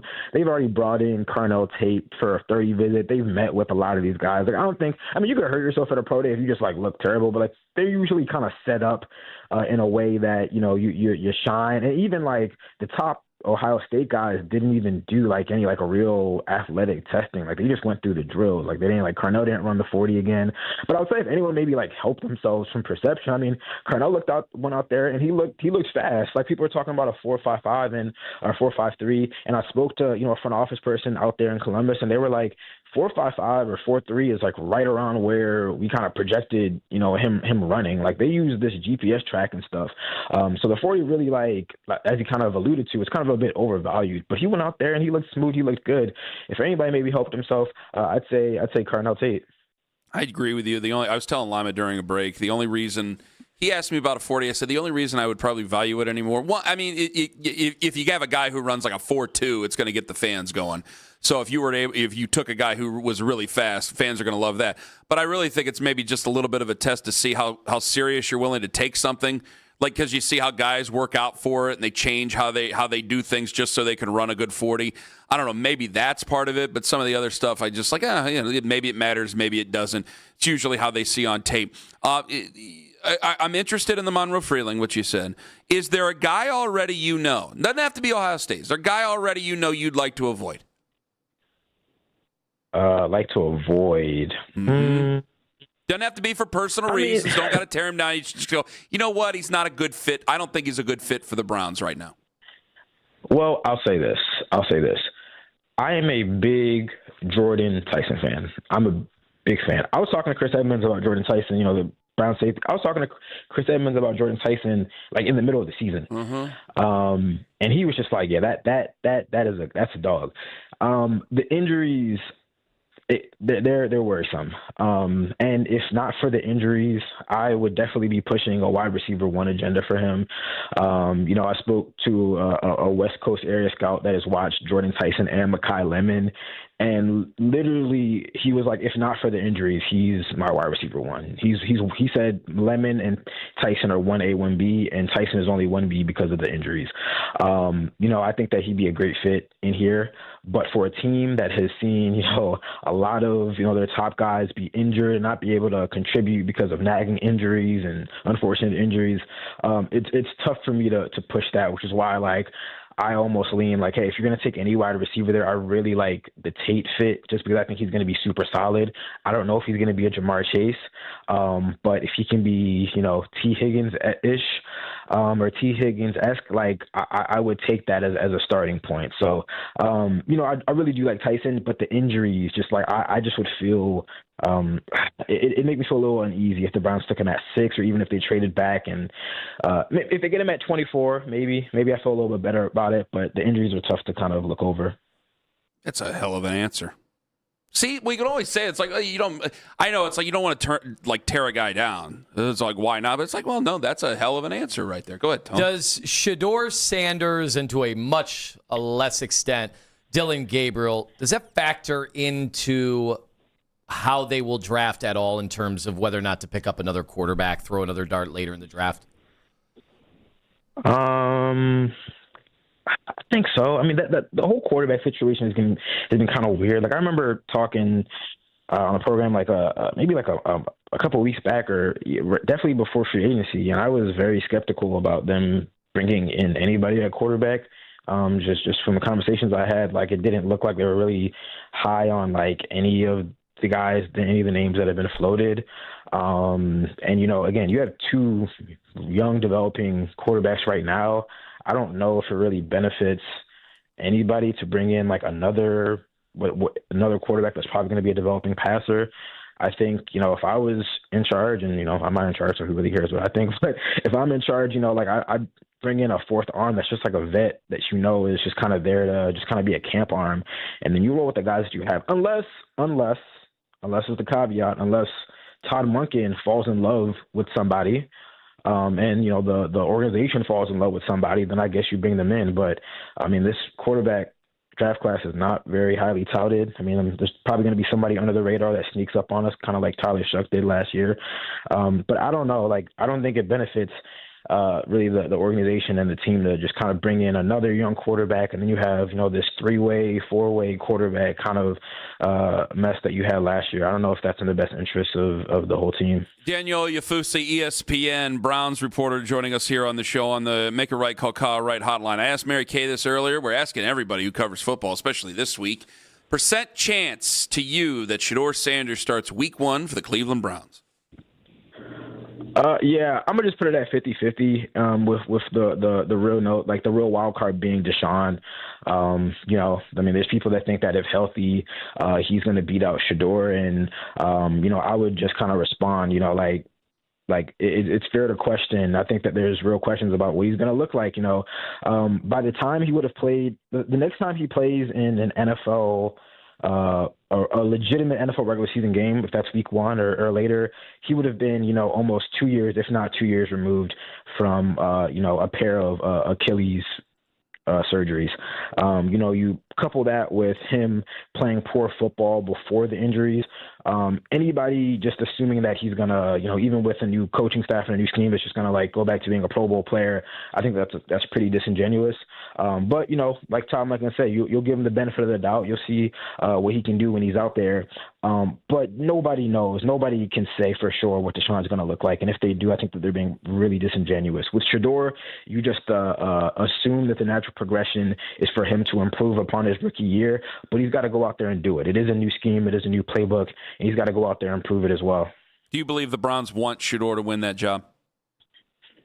I mean, probably, because I think that's their most idealistic. What's the word? That's the most ideal pathway to kind of getting out from under, the ramifications of the Deshaun Watson contract and his poor performance is for, a young quarterback on a rookie contract to perform well. I think that if it's close, you definitely hope that you can lean to him and have him perform for sure. What would you do? Well, first off, why did the Browns restructure all that stuff with Myles Garrett yesterday? Not all that stuff, but, they moved the money around, and now they can pay him the rest of the money later on. Why do you think they did that? Yeah, sniffing around on that. Still have not gotten anything definitive. I know Mary Kay has also has reported this, and, I didn't get the sense that it was the precursor to a trade, but where there's smoke, there's fire.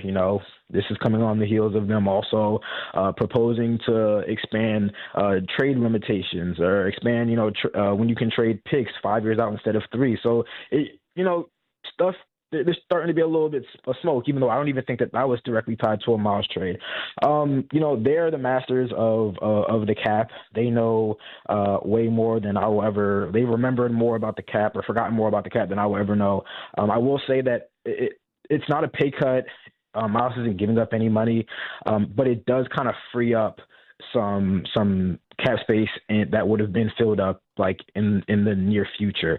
Like he had a $29 million option bonus. And I don't want to get too much into the cap machinations, but once that option bonus is exercised, it's broken up into 5 years. So that would have been like about almost $6 million on the cap that's filled up now. So now you have a little bit more space. They're going to need most of their remaining cap space to sign this draft class. So maybe it just gives you like a window. Like I'm just playing devil's advocate. I don't know for sure exactly what's going on, but I'm just saying, a possibility is that it gives them a little more flexibility over the next couple months. And then once you get to a week before the regular season, when the roster is really set, you have a better feel of where you're at with the cap. But obviously, again, where there's smoke, there's fire. I think it's probably going to be important in the owners' meetings coming up in a couple of days for, these higher ups, whether it's, Andrew Berry, Todd Monken, or Dean Jimmy Haslam. So again, state that they have no interest in trading Myles Garrett. And then we're also probably going to have to hear from Myles at some point to say, like, he is committed, which he has said he is committed as long as this team is committed to winning. Daniel Yafusi, find him on social media, is wonderful. Browns reporter, ESPN on the Make It Right, Call Kyle Wright hotline. Daniel, thank you very much for the time. No problem. Anytime. Thank you, Daniel Yafusi on the Make It Right, Call Kyle Wright hotline. 50-50 split when it comes to the quarterback over there. Not necessarily sold on Carnell, number 6 overall. And he'd be open to Monroe Freeling at number 6. I want to have a thought on that. Maybe I'm in my own fears, and I need to get out of my own fears when it comes to Monroe Freeling. And, of course, tonight is technically opening day at 10:10 p.m. Eastern. It's all coming up 5 minutes away on The Fan. Right at it, dude. I hope it beat the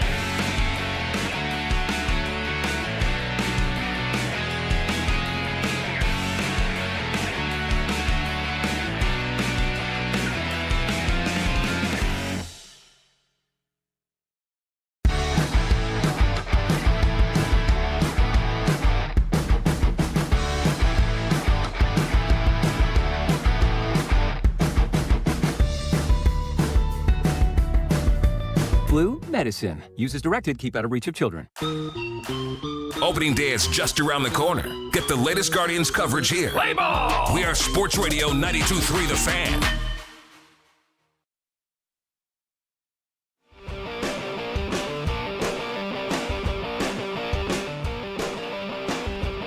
I'm gonna just put it at 50-50 with the real note, like the real wild card being Deshaun.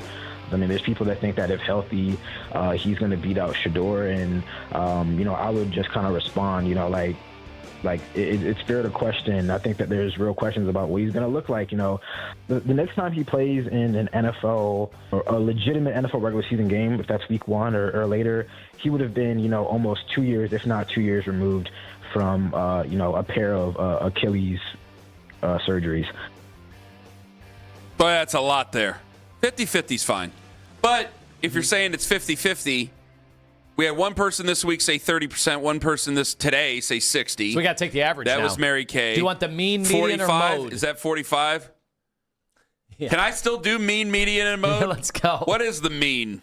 Do we have a theme for mean, median, mode? Is that our new ranking? Mean is the average, right? Actually, do you want power rank, mean, median, and mode? Median is the middle. That's easy enough. What's the mode? Mode is the most amount of time something comes up. Why wouldn't they just call it most? See, that's why I don't get math. Just say most. It's a standoff. Mean, median, and most. What's wrong? Why are you laughing at me like that? We're going to say welcome to most. What are you laughing at me for? If it's the most in a number of peers, then just call it most. Listen, it's Guardians opening day. What's your favorite? Mean, median, or most? 216-474. No, it's mode. You can't go confusing them now. Guardians opening day, baby. What's the right amount of games? 162, is that right? You guys say the NBA. It's the median amount of 162. You say the NBA plays too many games. How do we feel about 162? I think 162 is a sweet spot, to be honest with you. Perfect amount. I think it's the perfect amount, yes. I think you shave 40. Not lose too much. Why? No. I think it's you guys mess with the schedule. You can have all 12 White Sox games back. You guys want to mess with the schedule. Boom. I think this is as perfect as it gets. You can take all your Royals games back too. Well, we can't all just play. I'm fine with playing the Royals in the White Sox. Friends, you can have the Athletics games back too. Oh, jeez. Boy, we talk about the bad teams in the NBA tanking. How about Major League Baseball? How many teams? I can do without seasons? ever playing the Marlins ever. You had two teams playing in minor league ballparks for a year or two. And the Pirates already eliminated, right? Yeah, we'll see them. Well, unless Skeens plans to pitch every game. No, I think it was Mike Axisi yesterday. Oh, it might have been Athletic.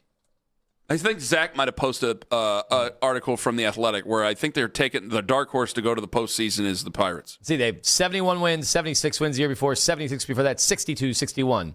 The Pirates? Yeah. Oh, my gosh. 69 before COVID.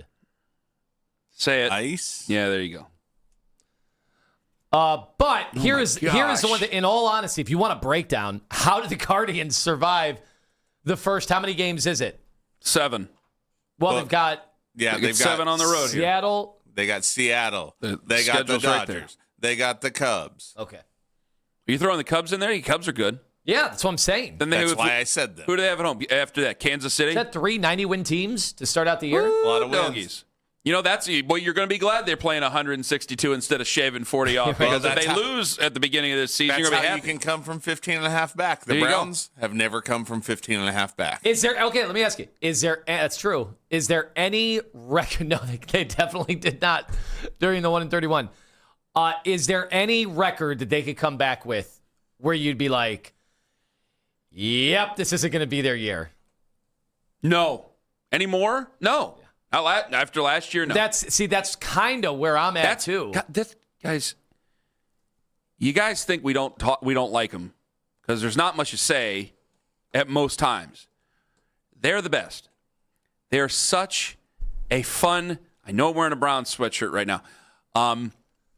They make things so much easier. Like the Cavs. The Cavs are crazy. They make crazy moves. They make incredibly crazy trades. The Cavaliers are psychotic. The Browns are words that haven't even been made yet to describe them. You have two franchises in this town that are really nuts. Think about it. They are nuts. Psychotic franchises. And then I got the Guardians, and it's like, hey, come on over, family-friendly atmosphere. We're pretty competitive every single year, a nice, repeatable product for everybody to come on in and enjoy and watch the baseball. And they're probably going to win. More times than not, they win when you go to their baseball games. It's like, you know what? You're fantastic. I don't got to worry about you.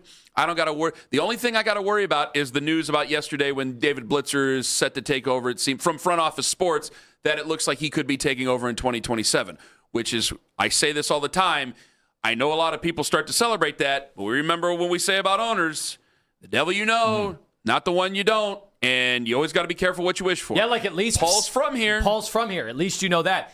If people just assume Blitzer is going to spend all this new money, and I'm like, I actually think it'll probably be the opposite. I agree with you, especially coming off a work stoppage. If we can get a cap and a floor, it might be a little bit better. But with the no regional TV deal to speak of, I honestly hope he's going to be operating at a deficit almost from minute one. He's got irons and so many fires. Like, I hope he's just like, okay, they got good people running it. Let's give the good people what they need running it, and let's just keep it going. I'm serious. I would like to remain the status quo for a while until I get to know anything about this fella. And I'm fine with that. I know that they have become the Steelers of Major League Baseball, where it's like they're competitive, but nobody takes them seriously to win a World Series. And it's like, well, yeah, it's tough, but you're still – I'd rather have the Guardians' problems than a lot of other teams in professional sports. As a fan, I'd rather deal with that. I really rather would. Because when you look at some of the other ones, it's like, man, you guys are nuts. I mean, good guy. I got a thing on here. Jarvis Landry, again, about Shedeur Sanders. I mean, we're bringing up old wide receivers from 2021 who are yelling about our coaches. I don't got to deal with that when it comes to the Guardians. Who's ripping the Guardians? Frank Thomas is suing the White Sox again. I don't have to worry about that with the Guardians. Don't have to worry. No, we made a statue. The only problem is whether or not that guy deserves a statue, which I'm kind of getting a little bit soft on. Somebody sent me some interesting audio about that, and I'm like, you know what? I don't know, maybe the Jacobs could have given him $2 million extra. Or was it the Dolans? Dolans owned it by that. Maybe the Dolans could have given him $2 million extra. Well, that money but if it was $2 million, maybe he could have just stayed. I mean, Jose Ramirez took a $200 million haircut. We're expecting everybody to take that kind of discount. We'd be a whole different team, whole different story. 87 wins this year. Wild card. Okay. Series win, not a World Series win. Series win, divisional round, see you next year. Hopefully, in case there's a work stop. Hope Nick Wilson doesn't poo-poo that. Hope he's excited about that. For the record, I didn't mention him. It was that guy. Thanks to Mary Kay Cabot, who joined us today. Daniel Oyafusi. We're back tomorrow, 6 to 10. We'll have a game to cover of the Cleveland Guardians. It counts, even though it starts at 10:10 tonight. It's opening day, not opening in the middle of the night. It's baseball. It's not a Waffle House. Thanks, everybody. Have a wonderful day. Go Guardians. Making sure that you're not booing, but you clap. Halftime, we're down 20. I said, I love what we're doing. Hey, sounds good. Where's your entourage now? Cool, I got on the last show. Oh!